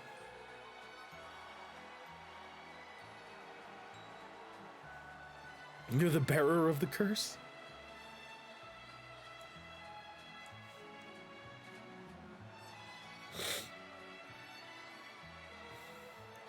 Oh my, oh my. Well, as we get set for this next matchup, here we go. Trash Man versus Jeff Keighley in a Falls Count Anywhere matchup. Trash Man immediately taking control here. Knife edge chop and now bending the leg across the middle rope. Eastern Shore of Cinnabar Island. And now Trash Man looking to overpower Jeff Keighley with a belly-to-belly. These are WrestleDongia 3 qualifying matchups. You get a guaranteed spot in WrestleDongia 3. What on earth is Jeff Keighley doing here? What the hell was that?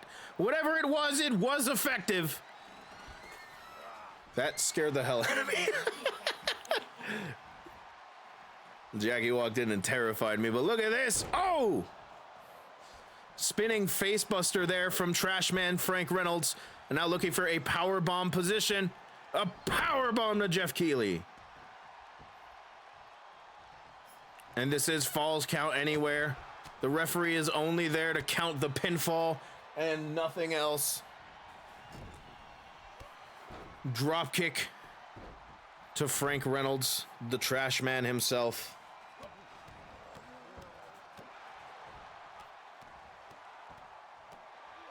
Keighley stomping down on Trash Man, but a kick to the side of the head as Trash Man looks to get back into the ring. And now a bear hug from the Trash Man. Look at this. And back elbows from Jeff Keighley as he looks to escape a head scissors. Oh, but look at this, a victory roll, and we could have a quick matchup here. Not quite. Trash Man sent into the corner. but completely blocks Jeff Keighley's dropkick there. Turning around. Oh, a bit of emerald flosion there from the trash man, but a kick to the side of the head.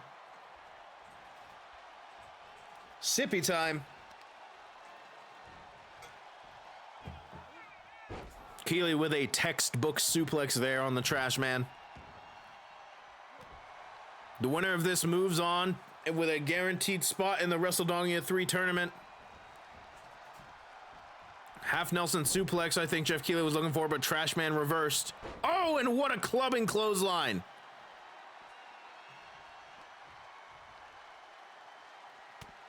Right hand from trash man as these two fight on the outside. Kick to the top of the head there.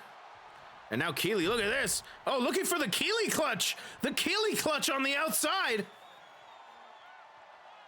Locked in tight, but trash man manages to fight out. Back elbow to the side of the head. Trash man feeling the crowd's energy, feeling the crowd's love here, as these two fight to see who will move on and get a guaranteed spot in WrestleDongia 3 and who will be moved into the random selection pool, as trash man just kicks Jeff Keighley into the barricade, and now a bear hug again locked in. Could Jeff Keighley tap out right here? The get off the stage music is playing. Back elbows again as Jeff Keighley escapes the bear hug. This is a Falls Count Anywhere match. No disqualification, no count out. The referee's there to count the pinfall or submission. Look at this. Going for a Hurricanrana. Jeff Keighley stops the trash man. The strength of Jeff Keighley. I don't know that any of us expected that one, but the trash man pushes Jeff Keighley off after the powerbomb. Dropping the elbow across the forehead of Keighley there. Now the trash man throws Keighley back into the ring. Now, top rope. Oh no. Feeling the crowd's energy. But it's not wise to turn your back on your opponent here, especially for this long. Trash man feeling very confident. Could be looking for the end of this matchup, perhaps. Oh, look at this. A crossface to Jeff Keighley. And of course, rope breaks do not matter, as this is Falls Count Anywhere. Clothesline from Jeff Keighley, and quickly the pendulum swings the other way. Trash man back to his feet, ducks underneath the clothesline, shoulder tackle. And another shoulder tackle. Look out, looking for that back suplex. Oh, and the trash man, he's ready. He's going for the cover. Not enough, Jeff Keighley powers out. That last match was something. Trash man, though, looking to put this away quickly, perhaps. Kick to the gut. Powerbomb position. And the last ride powerbomb, taking out the trash. Here's the cover. Shoulders are down. No, Keighley powers out. Keighley rolling out of the ring, but that is not going to be much of a breather. This matchup is Falls Count Anywhere, which means the competitors can win on the outside. Keighley was, or rather, Trash Man was going for a stomp to the back of the leg, and Keighley managed to reverse. And a clothesline as Keighley is looking to take back control. I don't know what Keighley had in mind there, perhaps a reverse STO, but Trash Man had it scouted. Chop across the face as these two continue to brawl on the outside. Fisherman hook and a fisherman suplex. And Keighley perhaps playing a little bit to the crowd, perhaps a little too much, I would say. Lifting Trash Man back to his feet here. Half Nelson suplex, and that dropped the Trash Man right on his head. Keighley realizes it, goes for the cover. Leg is hooked on the outside, and Trash Man powers out. He's advertising the Game Awards. Summer Games Fest later this summer. And another fisherman suplex. And now a forearm strike to the Trash Man. Jeff, when are you going to give us the Minecraft movie? Chose not to debut it here at Living Dongerously. Truly a tragedy as the Trash Man takes a page out of Jeff Keighley's book. Kick to the gut. And now look at this. Gut wrench, perhaps? Oh, and Keighley. Very clever, very smart. Reverse DDT, and Trashman is sent back into the ring. Keighley soon to follow, but Trashman back to his feet. We just forego bingo cards and smooch instead. Wow. Oh, back suplex on the outside.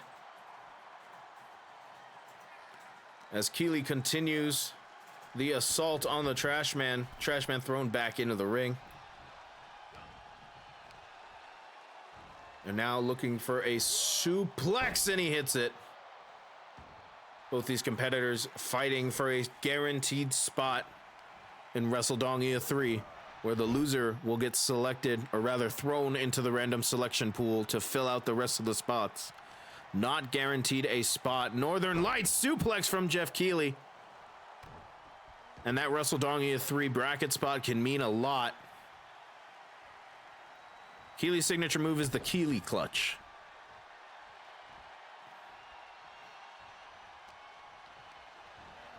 As Keighley sends Trashman into the middle, or into the top turnbuckle.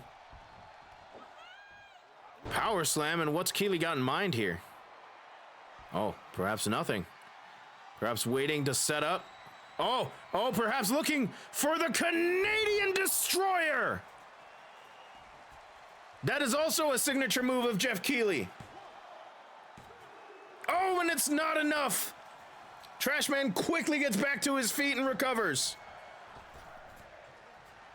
Canadian Destroyer not enough to take out the Trashman. Oh, and a brainbuster this time from Jeff Keighley. And now Keighley beckoning Trashman to his feet on the outside. What's Keighley got in mind here? Suicide dive through the middle rope.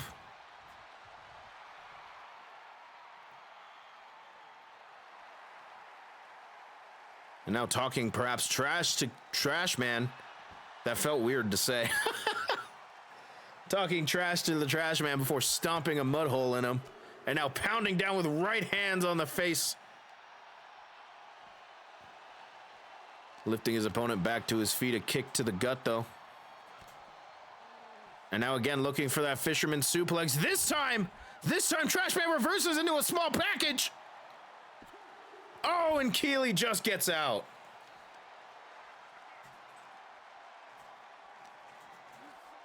And now Trashman sends Keighley flying across the floor, but Keighley with an arm wrench, sending the Trashman down. Oh, was looking for something, but a half-hatch suplex there from Jeff Keighley. I don't know why he has that taunt. It's so goofy, but I love it. Right hands to the face of the Trashman. And another one. Knife edge chop. And now what's Keighley got in mind here? Oh! Just pulling Trashman down, slamming the back of his head onto the padding. And now again stomping down. Oh, and a kick right to the top of the head. Kick to the gut. And again, fisherman's suplex on the outside. And these two just continuing to brawl here. Oh, I thought Trashman was going face first into the corner post, but not quite. Oh, but look out. Keighley looking for the Keighley clutch on the outside. He's got it locked in tight. Is it enough for the Trashman to tap out? Referee's in position, a strange position, but a position nonetheless. And a back elbow to the side of the head.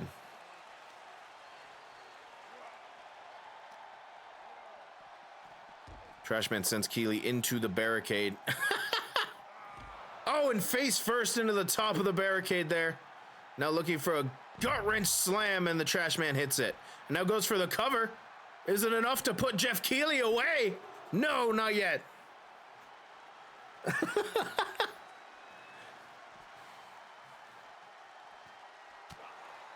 Trashman now sending Keeley into the barricade with a kick and then sending him across the floor there. Trashman and Jeff Keeley fighting it out for a spot in WrestleDongia 3, but again, here comes the Keeley clutch on the Trashman. Again, locked in tight, wrenching back. Is it enough for the Trashman to tap out? Not quite. Another back elbow. But surely the damage has been done. Keeley may look for a third Keeley clutch to try and lock in. Electric chair position. Keeley looking to fight out of it. Hopefully. Good luck, Dev. Kick to the gut. Trashman fighting back out of it. And now looking for a gut wrench. And again, Keeley fights out of it. And just reversal after reversal after reversal. Speaking of reversal, a reverse DDT from Jeff Keeley.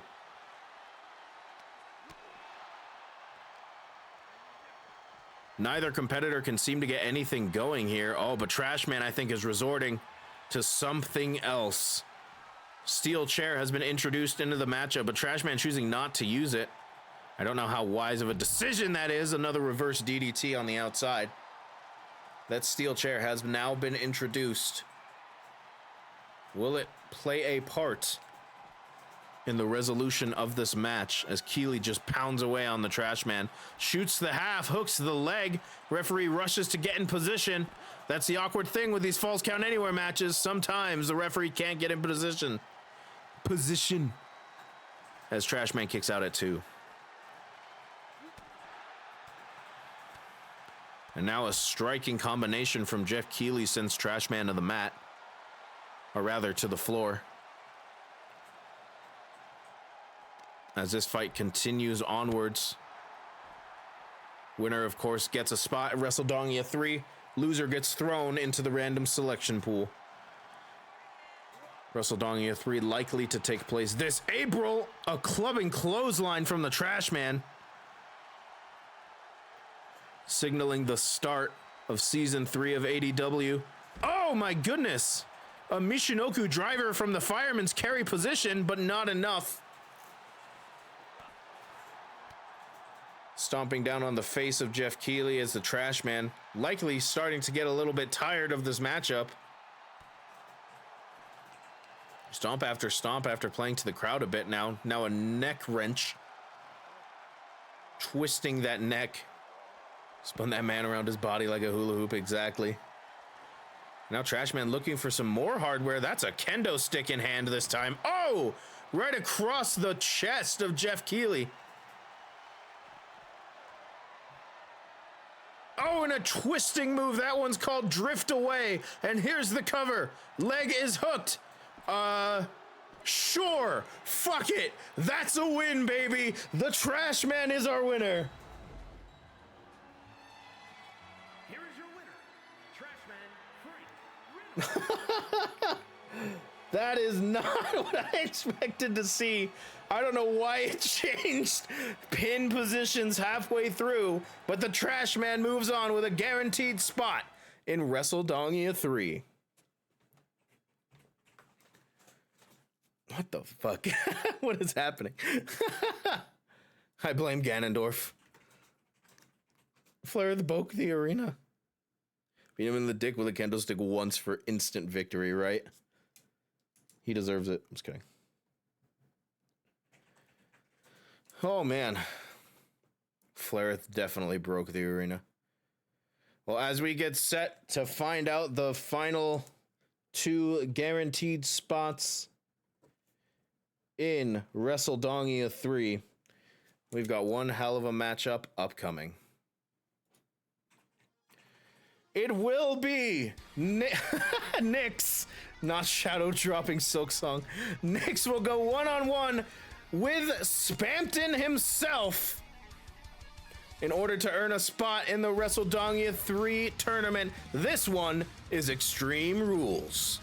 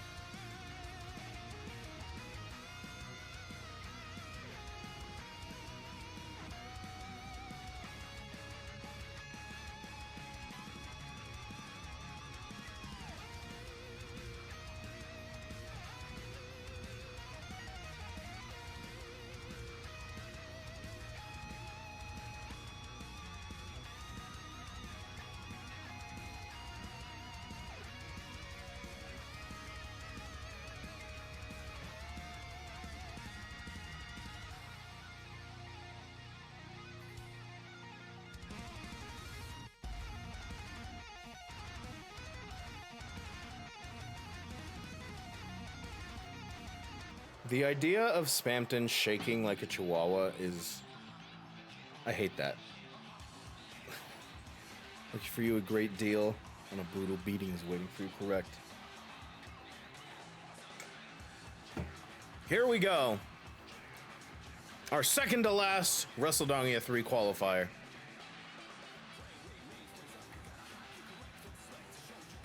The following contest is an Extreme Rules match. Making his way to the ring from Colorado, weighing in at 208 pounds, the Falcon. Just in time indeed. Nix, welcome in. You are set to take on Spampton in an Extreme Rules match where the winner gets a guaranteed spot at WrestleDonia 3.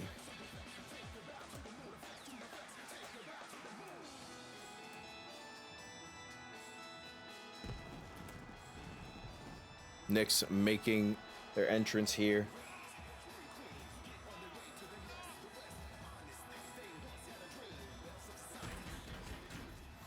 Looking for that guaranteed spot in the WrestleDonia 3 tournament. That is to occur this April. The winner of the WrestleDonia tournaments have always managed to get a title opportunity. For the first one, it was for the inaugural championship. The second one, there were 2 tournaments for the United States and the World Championship. But WrestleDonia 3's details have not quite been announced yet. Still, every competitor looking for a spot in that crowded bracket, including this man. And his opponent from Sin City, weighing in at 218 pounds, Big Money. Spampton making his entrance here. Looking for a spot in the WrestleDonia 3 tournament. In order to earn that spot, that guaranteed spot, he will need to defeat Nix in an Extreme Rules match. Anything goes, all weapons allowed. Tater is here! Recovering nicely after his attack, I hope.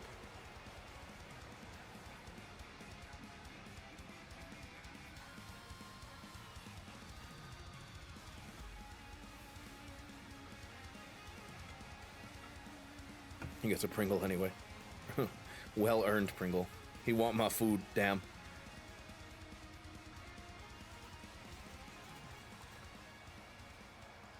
Here we go, ladies and gentlemen. Extreme Rules WrestleDonia 3 qualifying match. What in the fuck is Spampton doing? Nix versus Spampton, and both competitors went for something and ended up with nothing. Kick to the chest from Spampton here. Kick to the head from Nix. Jawbreaker from Spampton as these two. Reversal after reversal, but Spampton with a takedown, surprisingly. And now right away looking for that equalizer against Nix. I don't know if a table is going to do exactly what Spampton wants. Maybe I'm wrong. A table introduced. Oh my goodness, what a slap from Nix. Dragon suplex there. Snapdragon suplex. And now Nix twisting around for an arm drag. And now Nix looking. Oh my, that's a sledgehammer, and Spampton saw it and immediately got it out of Nix's hands, and now Spampton's sledgehammer in hand. Oh, right to the gut of Nix.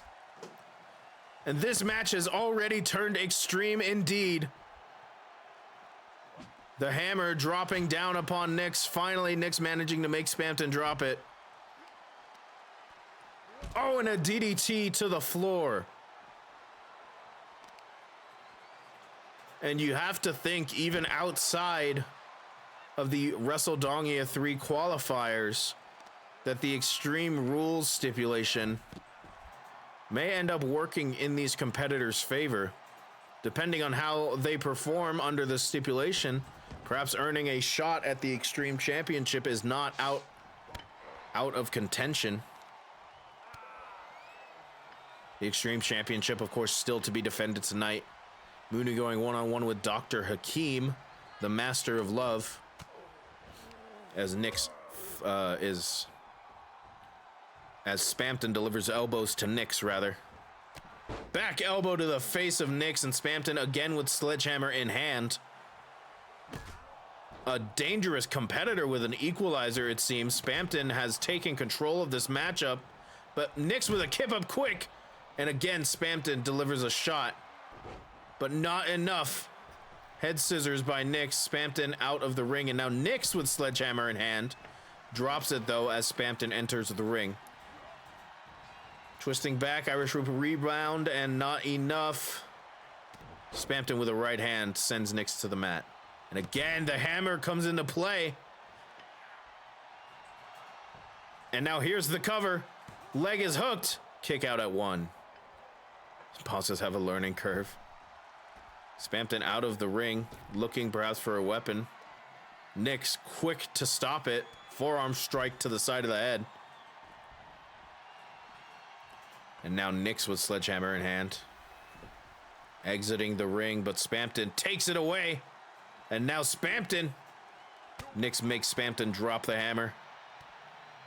Kick to the gut now. Oh my goodness, what a neck breaker on the outside padding. His twitch just... Nyx back into the ring now. Spampton lay motionless in the middle. Oh, and Nyx stomping the kneecap down into the mat of Spampton. Kick to the gut now. And what is that maneuver? Interesting way to do a DDT.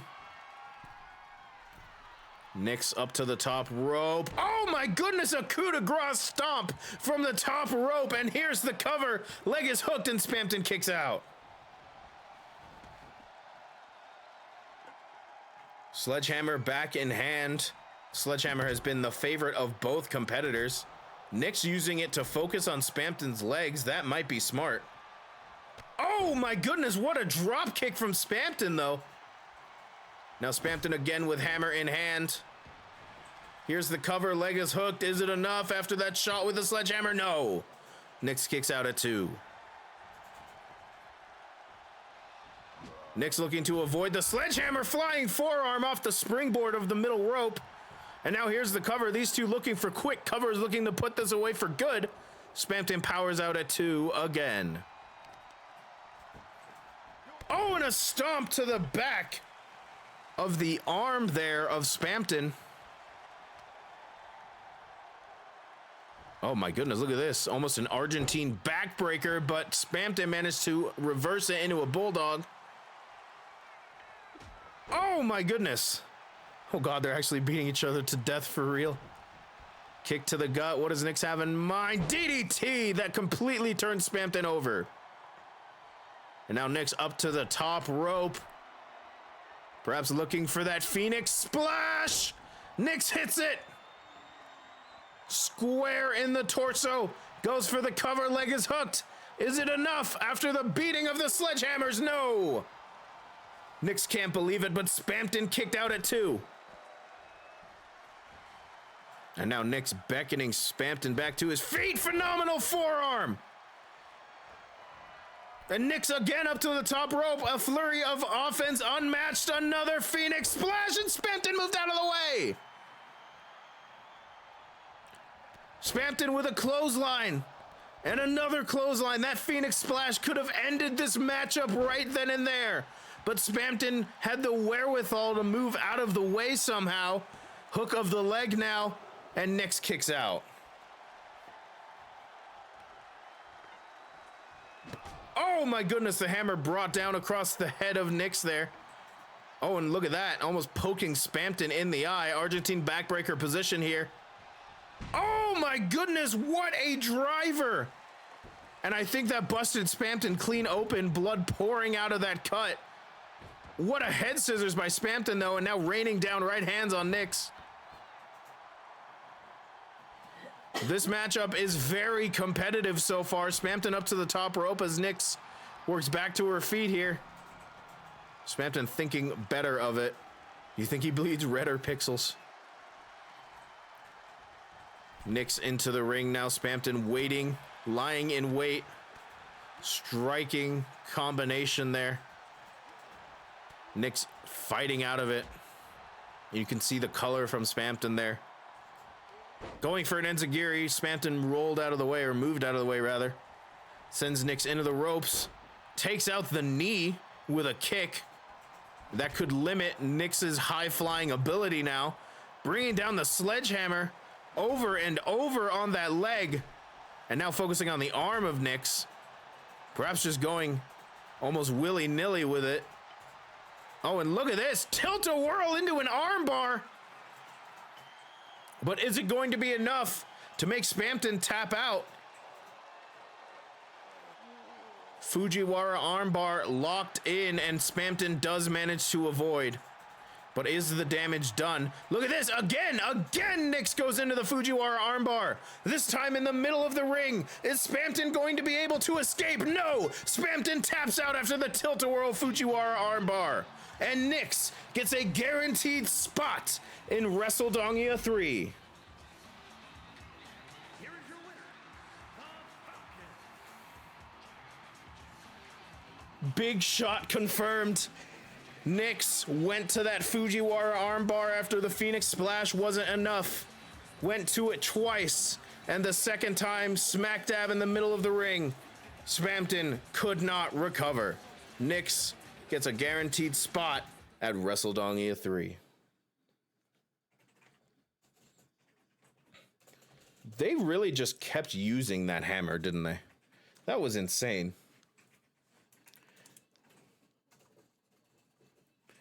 Goodness gracious. Well, ladies and gentlemen, this final WrestleDongia 3 qualifier will be our final one. If you excuse me, I need a full body cast, indeed. And if you missed it earlier tonight, the participants of this matchup were supposed to be the battle of former New Pearl Order members Tater and Salem. Unfortunately, that has not come to pass, as Tater was attacked backstage by an unknown individual. I have called upon the unknown individual to replace Tater in this matchup against Salem.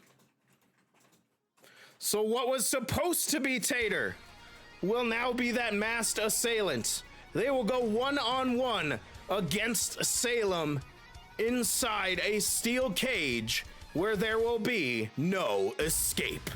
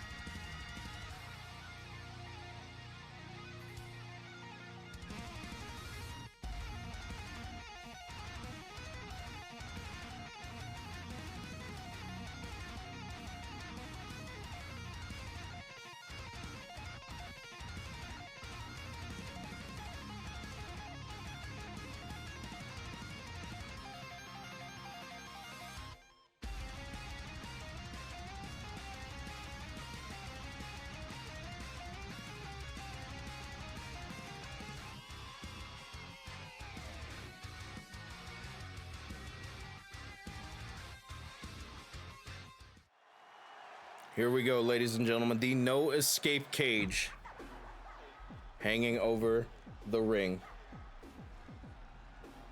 Earlier tonight, Tater was attacked by an unknown assailant. The following is a steel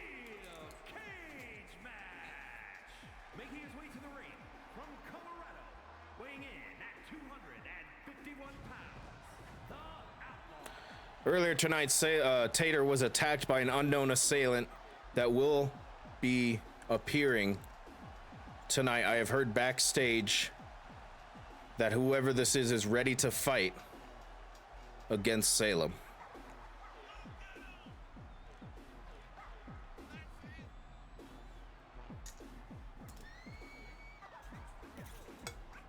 Salem, of course, formerly of the NPO before it was dissolved by system failure. Now looking for a spot in WrestleDongia 3. This was supposed to be a respectful match. A match between two former partners where the best man would win. That will not be the case tonight.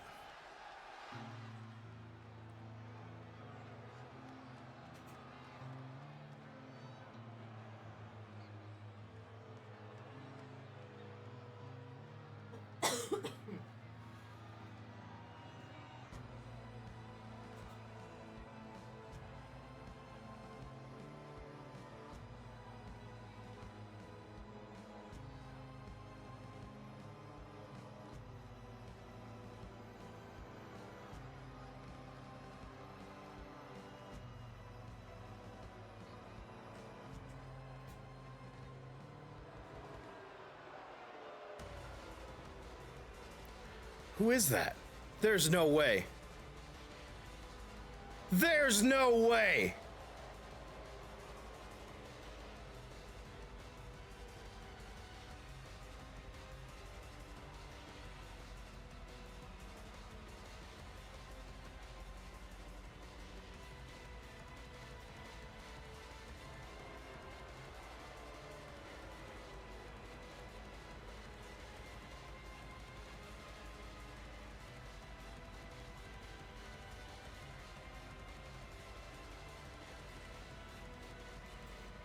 And his opponent, from parts unknown, weighing in at 352 pounds, Leviathan. Ladies and gentlemen, I think Leviathan has actually made it to ADW. A mix of shock, awe, and anger perhaps resonating throughout the crowd here in ADW Living Dongerously. Leviathan, after being scheduled for so many matches throughout ADW Season 2, finally making an appearance here at the very last moment. What is Lev's motivations for doing this? What does Lev have in store? All the connections that Lev has had in the fights against Todd Howard, Jeff Keighley. Lev finally moving into the ring themselves. And there's no way that Salem, of course, can plan for this. No one has seen Lev in the ring before. Just like the real Lev.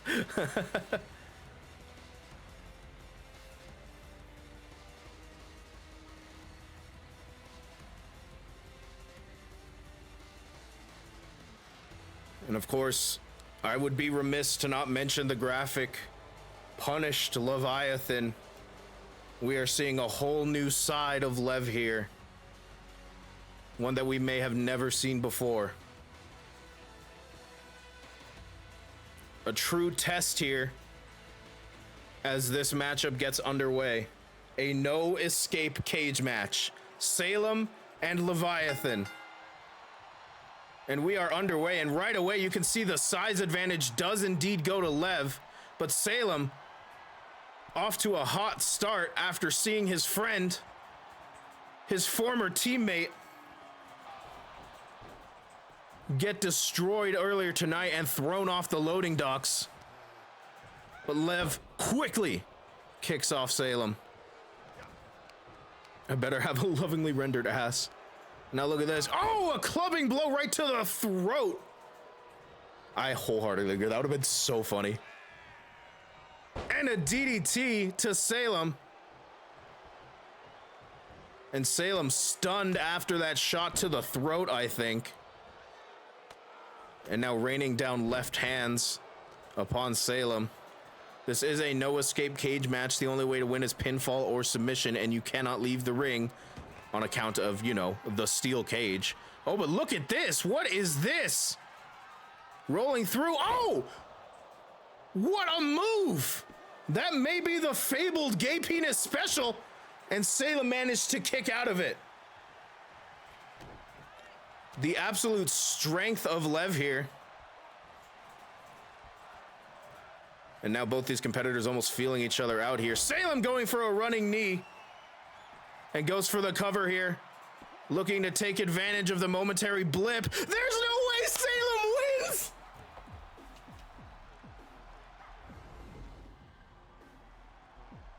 Here is your winner, the Outlaw.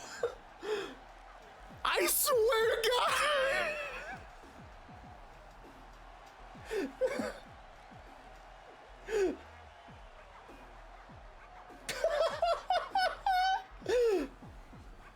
Are you kidding me with this? Salem gets a guaranteed spot in the WrestleDonia 3 tournament out of nowhere. What was that, like 4 or 5 moves? No way! No way!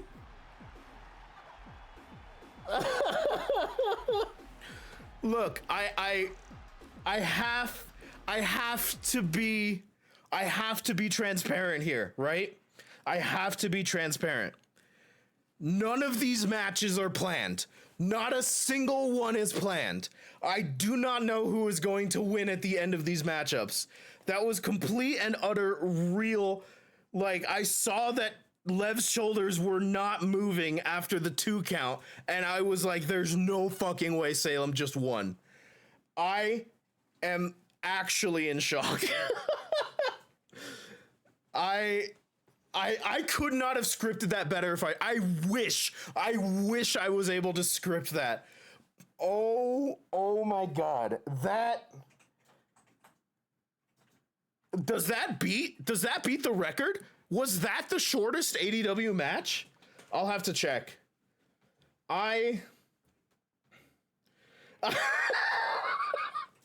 All this build. Oh my God. Oh my God. Lev old by a cat. Oh.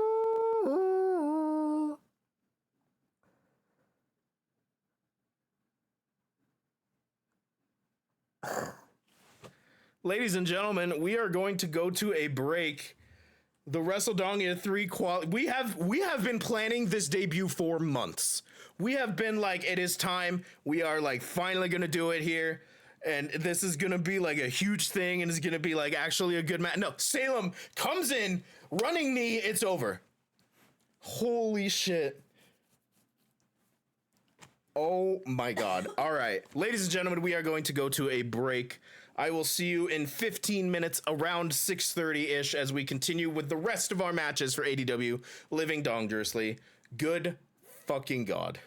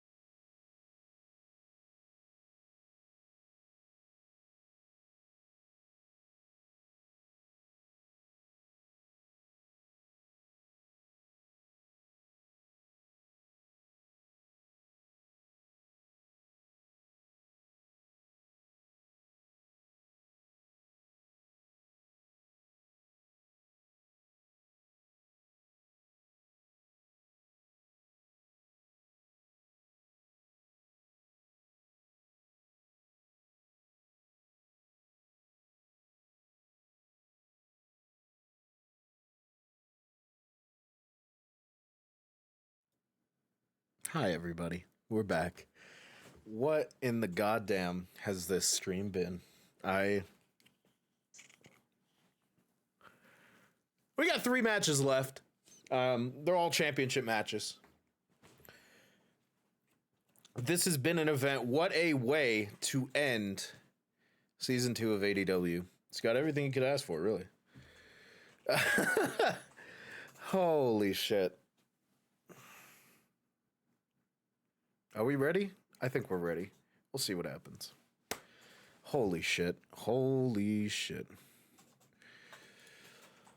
Ladies and gentlemen, your next contest is for the ADW Extreme Championship. Dr. Hakeem, the Master of Love, will be going one-on-one against the ADW Extreme Champion Mooney. This is, of course, an Extreme Championship match, which means it will be contested under Extreme rules.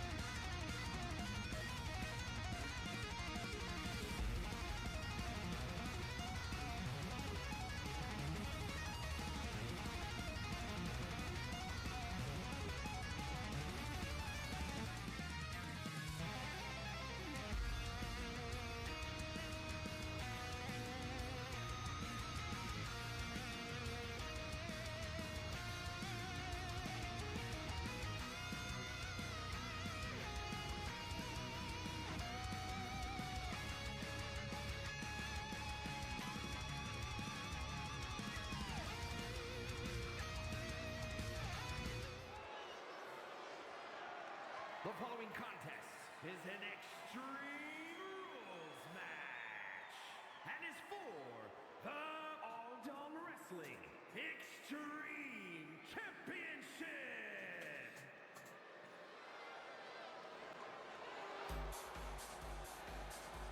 I am actually extremely excited for the next game because I believe we get to choose ring announcers somehow. And there are 3 different ring announcers currently. And all love to Mike Rome, but after all the events we've done here in season 2 and season 1, because he was in the last one, it's gonna be nice to have a new voice doing our announcements. Dr. Hakeem making his entrance here, competing for the ADW Extreme Championship. Hakeem, underrated, I think, in ADW so far. He's placed in big moments, and he always manages to put up one hell of a fight. But we'll see if he'll be able to put up a fight against the current ADW Extreme Champion.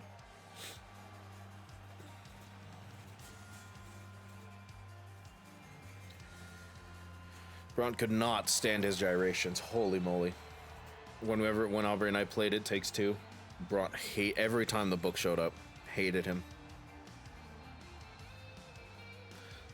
So the moment Hakeem showed up in ADW, well, the first feud that Braun was in was Automod and ADW and Hakeem. And he won that feud, but Automod still comes back around and beats him up every so often, apparently, but only in chat.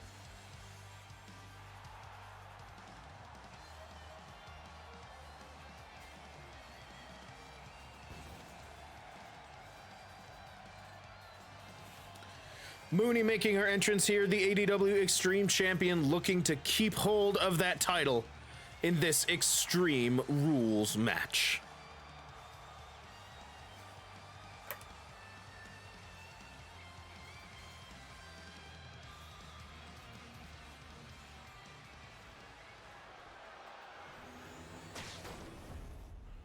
I don't know how I still have this. It's been quite a run so far. Introducing the challenger from the Red Light District, weighing in at 219 pounds, Dr. Love.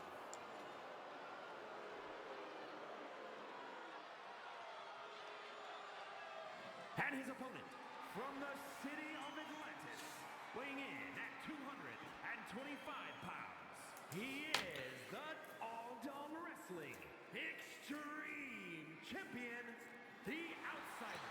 I really hope we get different call names too in the next game. so I don't have to deal with certain ones. Ladies and gentlemen, this will be an Extreme Rules matchup. Anything goes, but you have to pin or submit your opponent inside the ring. Weapons are allowed, no holds are barred, and it is for the ADW Extreme Championship. Of course, this will have implications going into WrestleDongia 3. We still do not know which title or which titles the tournament will be for. So who the champion is going into that tournament will matter, as Hakeem hits a clothesline to Mooney to send her into the corner. But Mooney quick whips the leg, sends Hakeem to the floor, and now those devastating knee strikes to the side of Hakeem's head.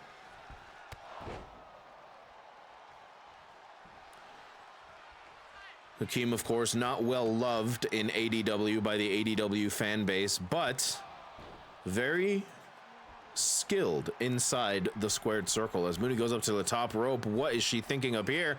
Going for a splash, no, a knee drop across the face. And now the Extreme Rules will be coming into effect. Mooney, looking underneath the ring, finds a table and introduces it into the ring here, followed by kicks. And now Hakeem climbing to the other turnbuckle. And now Mooney taunting Hakeem from the other side of the ring. Oh, was going, I think, for a knee. But Hakeem managed to get his leg up, his foot up. Mooney now slamming Hakeem down into the middle of the ring and now pinning him on top of the table. Look at this. Kick out at 1. And now Mooney lifts Hakeem up to his feet.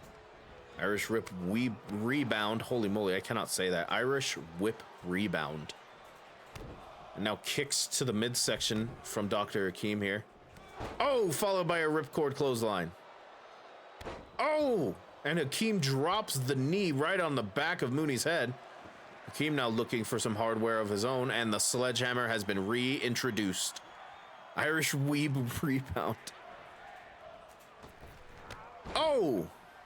Honestly, it's funnier than Irish whip, so I'll take it.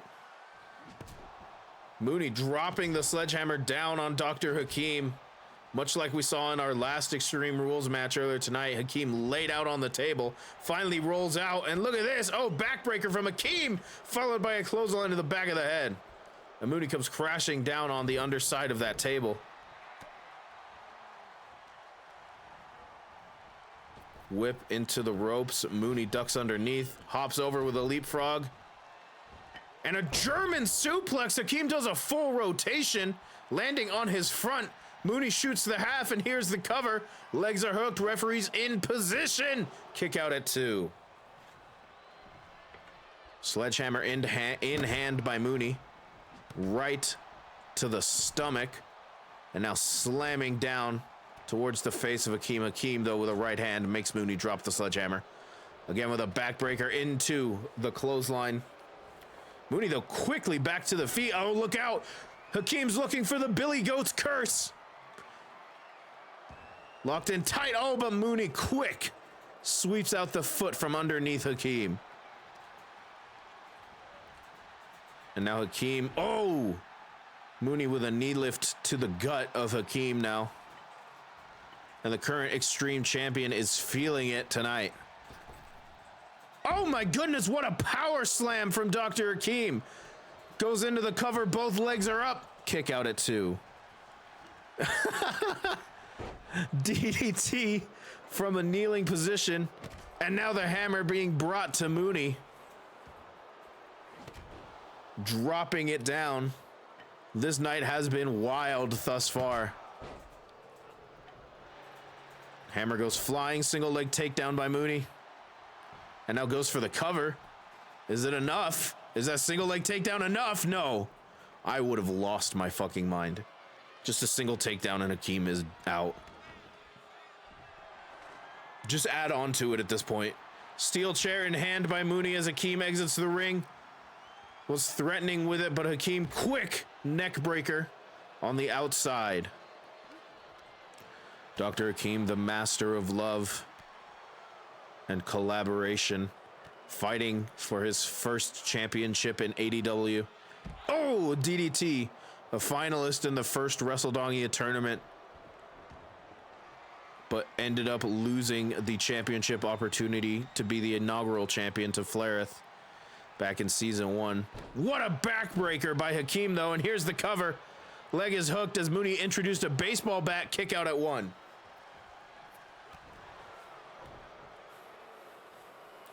Mooney, though, has fended off challengers of all sorts for her Extreme Championship. Will that continue tonight in this Extreme Rules matchup? Blocks the strike from Hakeem, sends him against the ropes, and now sledgehammer in hand. I thought she was going for the baseball bat. Sledgehammer almost to the thigh of Dr. Hakeem there, and now rolls him over, and here's the cover. Is that enough? What is this fucking game, dude? Mooney retains the ADW Extreme Championship. And still, all Dongerously, Extreme Champion, the Outsider. That sledgehammer must have hit Hakeem in the dick because he was down for 3, and Mooney is the Extreme Champion going into Season 3. This fucking shit is fantastic. Yippee. Thank fuck the book is dead.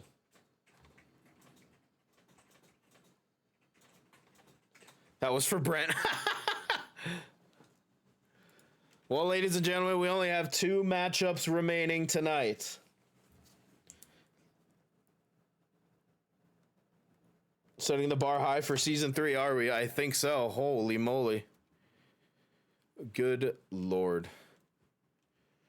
What is this fucking shit, dude? What is this? This is so good. I just gotta check something here before we get going into this next matchup. I went to the wrong place. Season 3 is bound to be something once we get into it, I think. So much planned, so many interesting things to experience, but holy moly.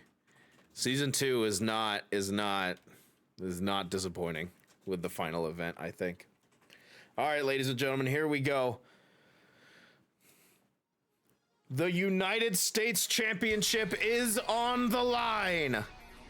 Pepino will be going one-on-one against the United States champion Zora for the U.S. title.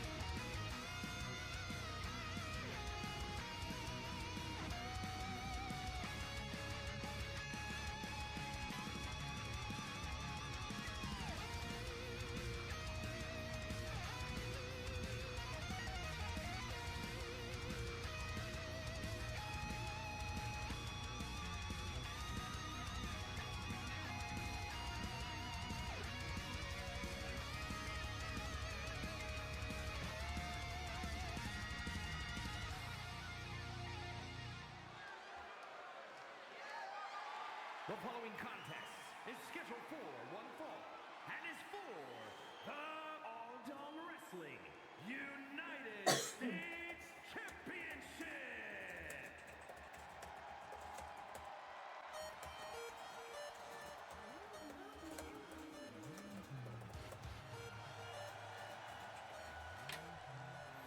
Pepino making his entrance here, a worthy challenger to the United States Championship. Determining who will be the U.S. champion going into WrestleDongia 3. No details about the tournament have been announced just yet. But considering last year's change where there were 2 tournaments that ended in one event, we could see something like that again.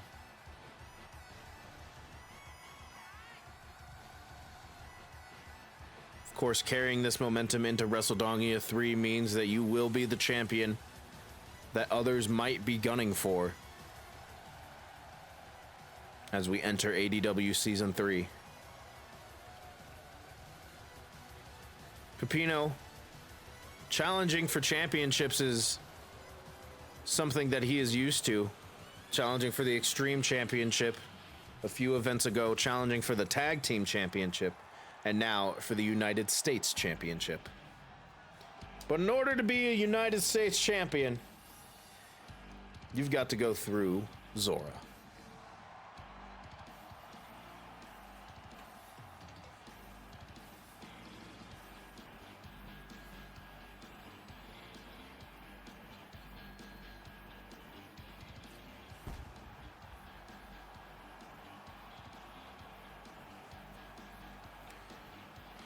Might not have won debut Indy at the VGAs, but can he win the belts? We will see.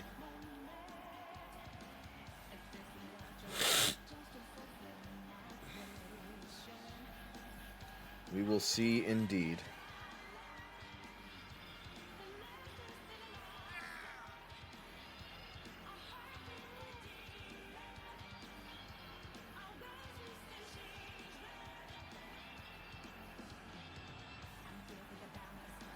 The United States Championship is on the line. One-on-one normal match rules, which feels like a stipulation of its own here, considering how many stipulations we have had thus far tonight. Ending off Season 2 with a bang, of course. Still to come is the World Championship triple threat matchup. But Pepino versus Zora must happen first.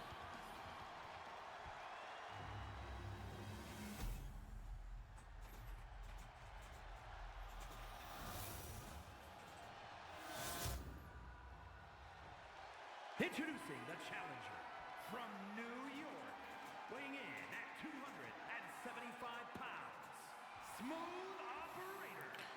Smooth Operator Pepino. Sop.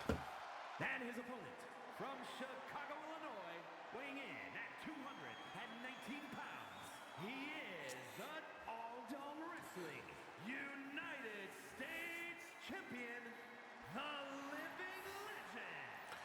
U.S. Championship on the line. One-on-one matchup here. All ADW promotional rules apply. 20 count on the outside. Disqualifications. You know the drill. That is what it's all about. The United States Championship. As we get set to go underway, Pepino one-on-one with Zora. Bell has rung Zora immediately with a back elbow right to the face of Pepino. I think that caught Pepino way off guard. And now focusing on the arms of Pepino there. That was quite a start to this matchup.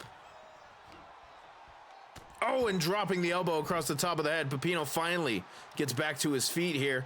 Belly to belly. Spine first onto the ring. Pepino lifts Zora up here. Drops the hand, kick to the gut. Now Pepino, perhaps almost feeling out his opponent, but I don't think that was wise. Zora with the knee to the gut as Pepino looks to avoid, back to his feet. And look at this, an STO standing that time. Bending the arm before slamming it. Oh, just like that. Zora now up to the top rope. Pepino on the outside. What you got in mind? Drop kick from the top. A missile drop kick. And now focusing again on the arm of Pepino. Pepino known for using the grand uppercut. Zora perhaps looking to mitigate the damage that uppercut could do.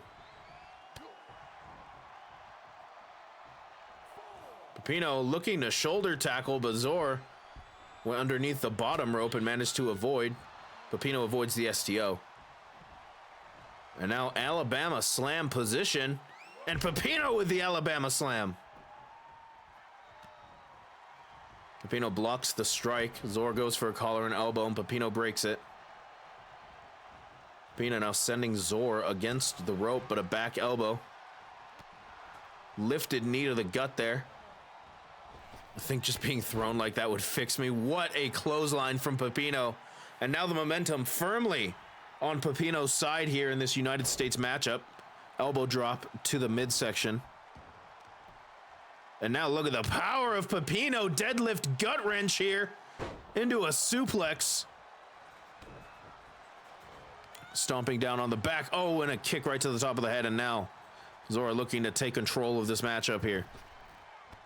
They crash into one another in the middle. Strike turns Pepino around. Reverse DDT position. No, a reverse suplex. Pepino, though, quick back to his feet. I don't think Zora realized it. Oh, maybe she did. Kick to the gut now. Pepino being moved to the ropes. I don't know what Zora has in mind. Oh, look at this. Choking out Pepino over the top rope. Could take away the breaths that Pepino might need. What a shot. Kick right to the face. And now Zor looking to put this away, perhaps? No, focusing again on the arm. This time around. And now beckoning Pepino, but I don't think Pepino is in any rush to get back to his feet. Zor to the top rope now as finally Pepino begins to stir. And another missile drop kick from the top rope. And Zor thinks that might be enough. Leg is hooked. Here's the cover. No, Pepino powers out.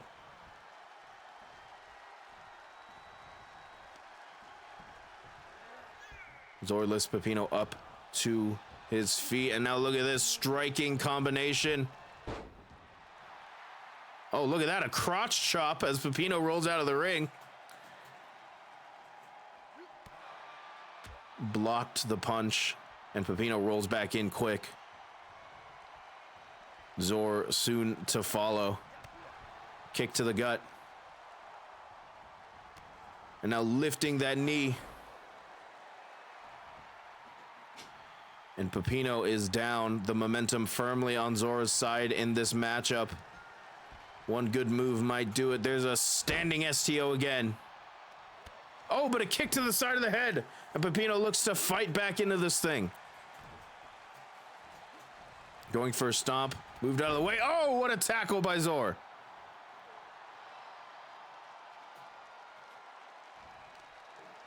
And now again focusing on the arm, looking to take away the effectiveness of that grand uppercut. And Zor thinks she might have done enough here.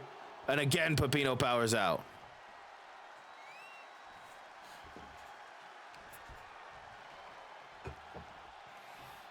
Zor lifts Pepino back to his feet and now kicks to the gut. Look at this. Rapid kick. Oh my goodness. A kick right to the side of the head. Pepino might be out for good, ladies and gentlemen. No, he just managed to get the shoulder up. Zor taking firm control of this matchup. We could see the bite of the dragon here soon, or perhaps not. Looking for that wicked stepsister stomp here. Pulling it back, and there it is. Rolls over Pepino. Here's the cover. The leg is hooked. This could be it. No, again, Pepino powers out at 2.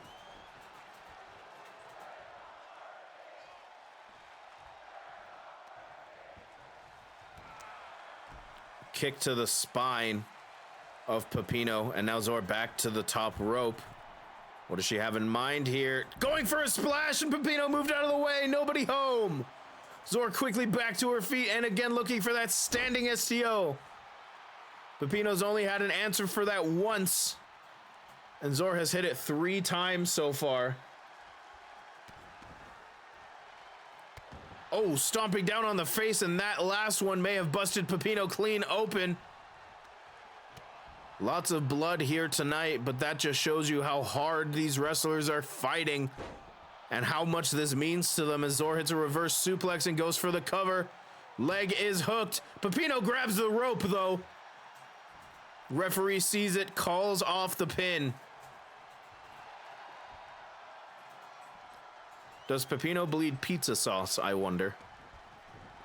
Rolls out of the way of that strike, but Zor catches him anyway. Oh, perhaps not. Fights out of it. And now Pepino dealing strikes of his own. Military press position. Oh, into a gut buster.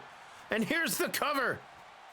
Leg is hooked, and Zor grabs the rope this time. Turnabout fair play here in this matchup. It did indeed say bald is beautiful. Double axe handle from Pepino, followed by another one. What's Pepino got in mind? Zor goes for a clothesline and misses. Diving clothesline from Pepino. Zor is stunned into the corner. Going for a punch, but Zor manages to get out of the way. Hip attack. And now lifting. Oh, Pepino up into an alley-oop powerbomb. Referee's in position for the cover. And a kick out at 2. Pepino out of the ring. Lying on his back. Zor on the top rope. Going for a splash. And again, nobody home. Pepino has had that move scouted. Gut wrench suplex from Pepino to Zor on the outside. Pepino looking to finally get back into this matchup here after that mistake. That rare misstep by Zor here. Oh, but Zor back to her feet as Pepino was playing to the crowd. Both competitors now standing. They approach one another. Pepino sends Zor into the corner. Going for a punch again. Again, Zor moves out of the way. Goes for a hip attack. This time, Pepino manages to move out of the way. Pepino into the ropes. Ducks underneath. Oh, a German suplex bridging. As Zor goes for the cover. No, kick out at 2. This time, middle rope for Zor. Going for a splash on the back of Pepino. This one hits. Foot got caught a little bit in the rope there, but back to normal now. Again, focusing on the arms of Pepino here. As extra thick as Pepino can counter this ass. Top rope again for Zor. Diving elbow drop to the spine. And now Zor beckoning Pepino perhaps to get up, but I think Pepino is starting to feel the effects of this matchup. Again, looking for that stomp. This one in the middle of the ring. This could spell the end of Pepino and his quest for the U.S. Championship. Shoulders are down. And it's over. Zora wins and retains the United States Championship. Here is your winner, and still all Dongerously United States Champion, the living legend. I'm gonna take him out for Italian after the show. Hell yeah.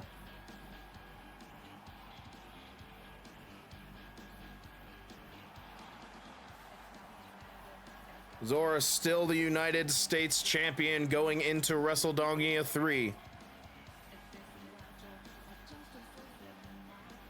She will be carrying that belt into Season 3 of WrestleDongia and ADW. Why is this?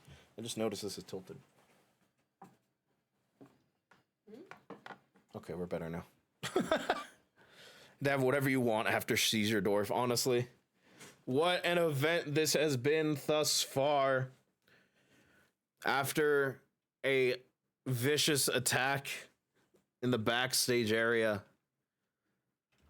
on Tater, starting this event off with almost a downer, I want to say.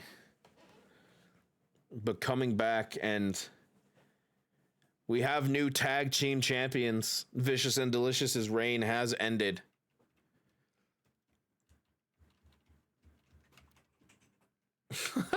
I know a place for that. Absolutely. But ladies and gentlemen, we are here. We have made it through Living Dongerously. We are at the main event. The World Heavyweight Championship will be on the line. The leader of System Failure, Orion, will go against Macho Aubrey, the former ADW Tag Team Champion, and the ADW World Heavyweight Champion, Todd Howard.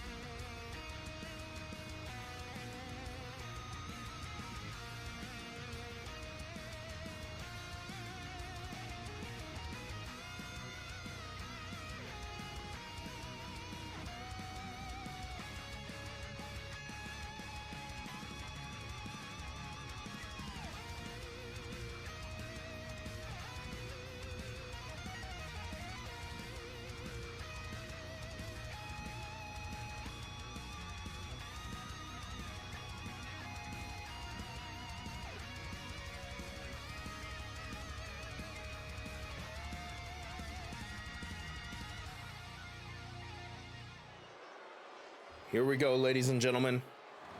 The final match of ADW Season 2 is about to get underway.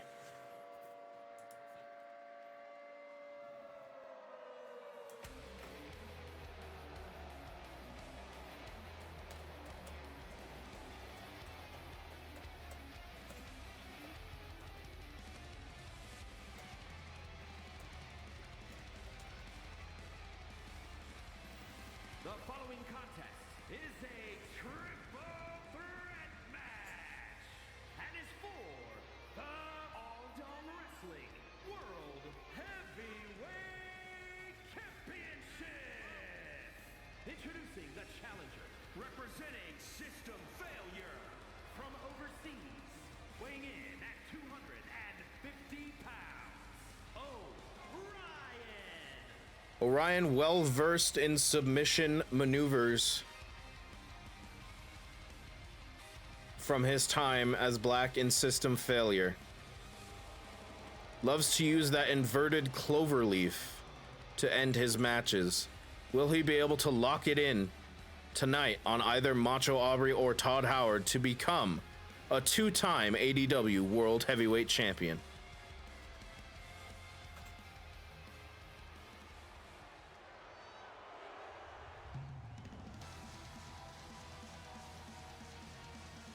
Oh my, Macho Aubrey with some new music tonight. And introducing the challenger, representing Vicious and Delicious from Nutley, New Jersey, weighing in at 268 pounds, Mrs. Macho. Macho Aubrey, of course, likely incensed after losing the ADW Tag Team Championships earlier tonight to System Failure. Beeb and London, two-time ADW Tag Team Champions now. And Macho Aubrey looking to claim a championship of her own here. A championship she officially won, I might add, will go down in the record books as an ADW World Heavyweight Champion. I think your cat is going to die. He very well might. Will go down in the record books as an ADW World Heavyweight Champion, but it was ripped away by Todd Howard and his timely Dong or Die cash-in.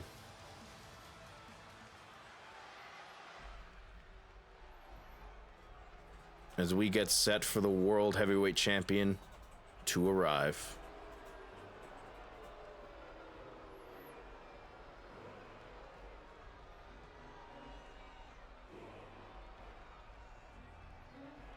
Of course, the mask on his face due to that orbital fracture he suffered at the hands of Agent 47 and Spy in that backstage attack.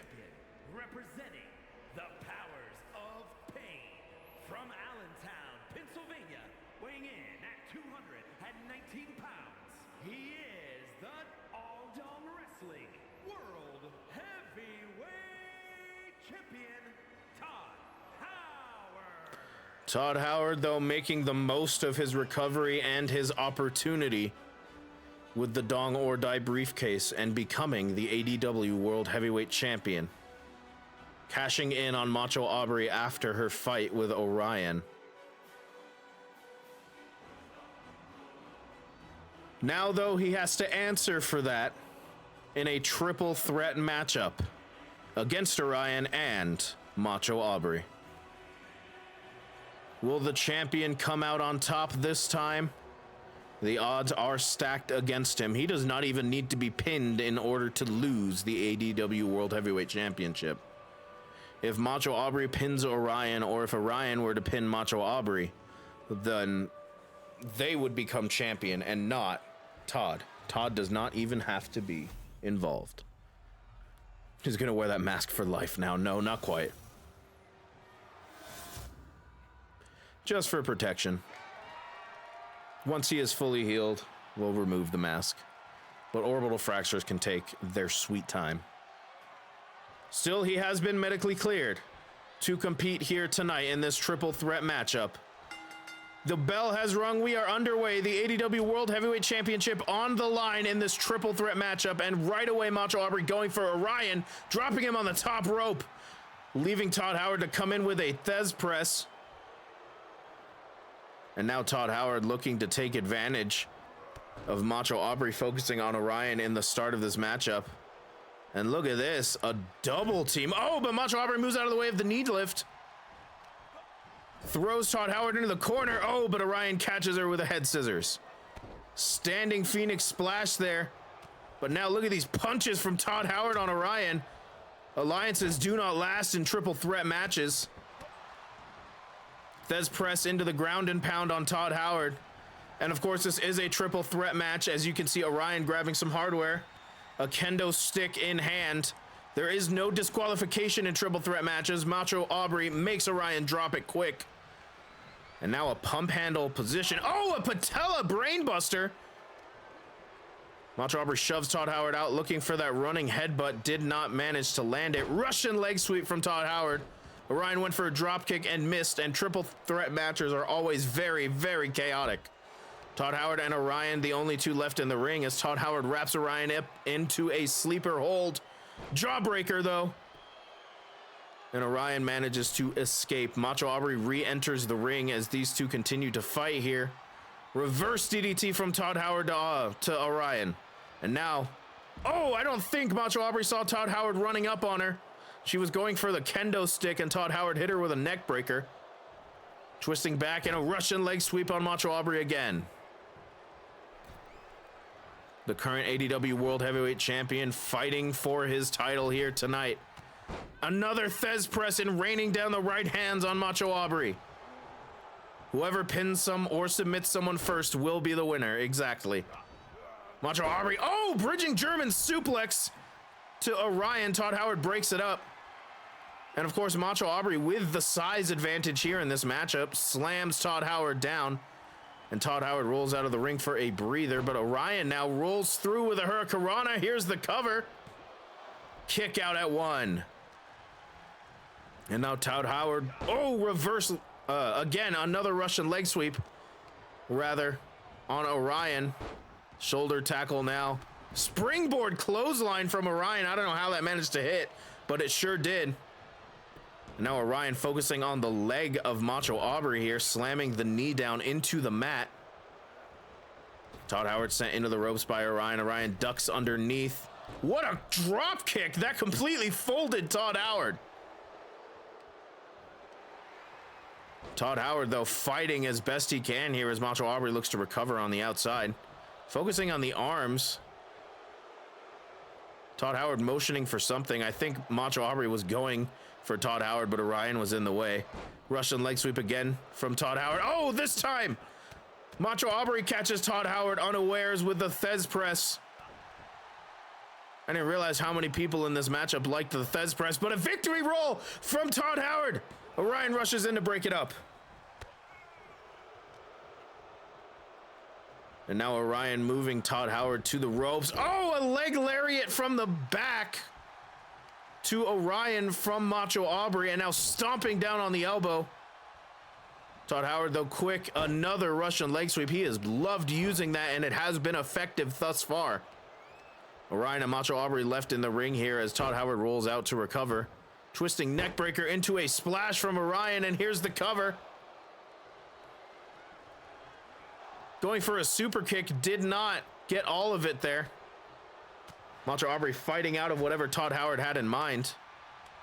It can be rough. You got to pick your timing perfectly. Orion going for a flying something, did not hit it. Here's a suplex from Macho Aubrey, and now Orion and Macho Aubrey again going at it. Oh, what a DDT from Orion. Clubbing blow to the back of the head. And now kicks to the chest. Oh, sweeping out the legs from underneath Orion, but Orion with a kip up back. Oh, and look at that, a neck breaker. Orion sends Todd Howard off the apron, focusing his efforts on Macho Aubrey here. And now Orion up to the top rope. Todd Howard playing to the crowd. Shooting star press. Orion was going for a cover, but Todd Howard got in the referee's way. The referee could never count one. Orion with a hip toss there on Todd Howard as these two continue to fight. Tilt-a-whirl into a Fujiwara armbar. Macho Aubrey there to break it up, though. Macho Aubrey sent into the corner by Orion somehow. As Orion again focusing on the legs of Macho Aubrey, looking to take away that size advantage that she has on both competitors here. What in God's name? Oh, a jumping neck breaker there from Todd Howard. And now going for the cover. Orion meant to break it out. Oh, look at that. Todd Howard was trying to use the ropes as leverage. A dirty pin, we call that.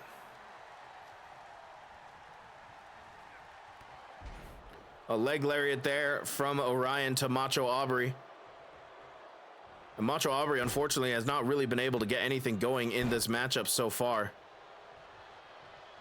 Likely still reeling from that ADW Tag Team Championship loss. Orion rolling through, sweeping out the leg from underneath. Todd Howard, though, with kendo stick in hand. Oh, but a springboard forearm from Orion. Going for the cover. Macho Aubrey breaks it up quick. Macho Aubrey sent into the corner by Orion. Now Orion's got a plan here. Up to the top, springboard top rope, looking for an arm drag, sends Macho Aubrey across the ring.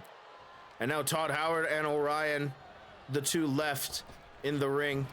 Oh, was going for a head scissors. Todd Howard was ready, looking for the stump puller there. And now Todd Howard going for a cover. I think Macho Aubrey looking to introduce some steel steps into the ring as Todd Howard continues to beat down on Orion inside the ring. Why am I doing this? Orion again in the way of Macho Aubrey here. Oh, but not for long. Back body drop there from Macho Aubrey to Todd Howard. Kick to the midsection from Todd Howard as these two continue to fight inside the ring. Orion back up inside the ring. And look at this, an unlikely alliance here. Oh, a backbreaker, double backbreaker from Todd Howard and Macho Aubrey to Orion. Macho Aubrey stunned on the ropes as Todd Howard and Orion continue to fight. Oh, and a jumping leg lariat again from behind. Kick to the face there from Orion. And now he spots the kendo stick as Todd Howard rolled outside. Orion not about to let Todd Howard get any sort of reprieve there. A shot from a kendo stick and a big boot from Todd Howard to finally make him drop it. Your cat arrived for the final match. Let's go. Todd Howard and Macho Aubrey arriving on the other side of the ring for their scheduled fight for some reason. I don't know why they both walked completely the other side, but here we are. Oh, a dropkick to Orion doesn't take him down. I don't think she got all of it. But now powerbomb position. Both arms up, perhaps looking for that J driver, and she hits it. The Macho Aubrey again looking for these stairs. Stairs in hand. Oh, and a drop kick to the knee. Todd Howard, Macho Aubrey, and Orion all fighting on the outside here. Neither of them can get the other in the ring. This is, of course, not a Falls Count Anywhere matchup. So these competitors must make it back into the ring in order to win this matchup. And again, Macho Aubrey looking for that J driver here. Oh, and hits it again. Todd Howard, though, lying in wait. I don't know that Macho Aubrey cares too much this time.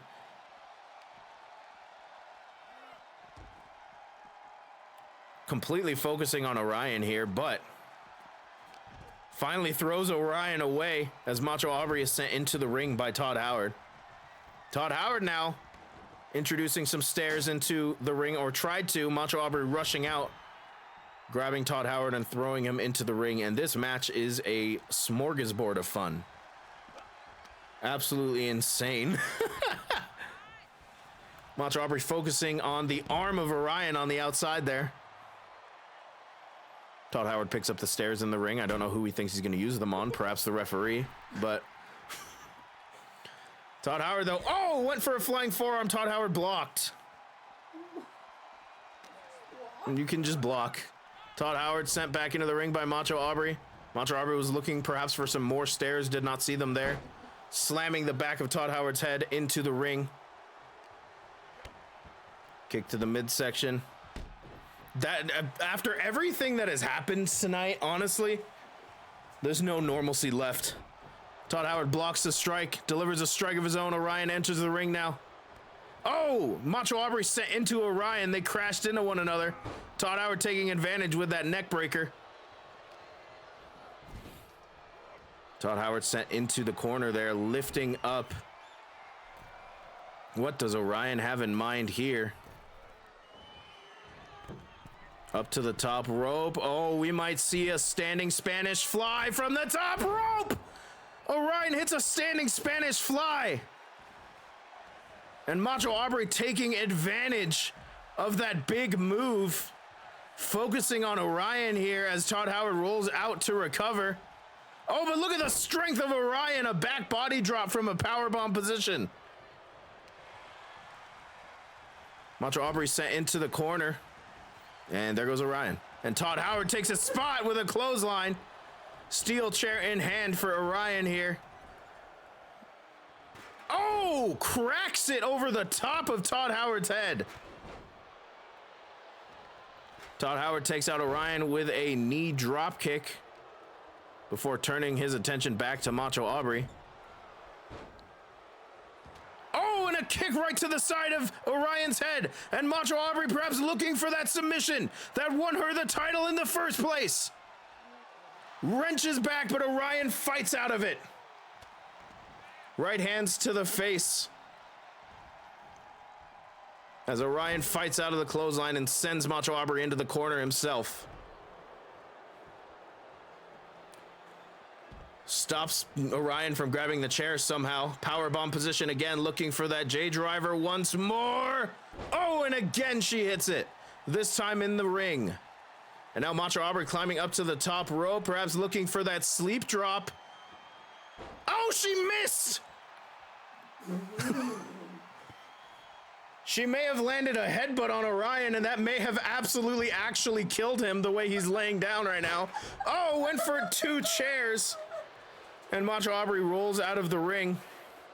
I think Todd Howard looking to take advantage of the fact that Orion might actually be dead here, and he does. Todd Howard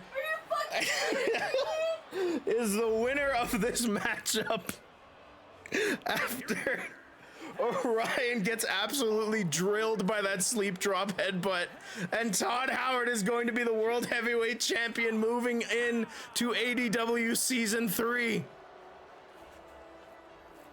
Somehow, some way, he survived the triple threat, taking advantage yet again. Good fucking God. We'll have our medical professionals check on Orion after this matchup, but ladies and gentlemen, it just works. I'm so sorry. Ladies and gentlemen, that is the end of ADW Season 2. Todd Howard retains the ADW World Heavyweight Championship in a triple threat matchup. I love you all. Thank you so much for supporting ADW and everything that it stands for. We will be back sometime in April with WrestleDongia 3. More information to come out as we get closer and closer. Thank you all so much. And I hope you have a wonderful night. I love you all. Please take care. Bye!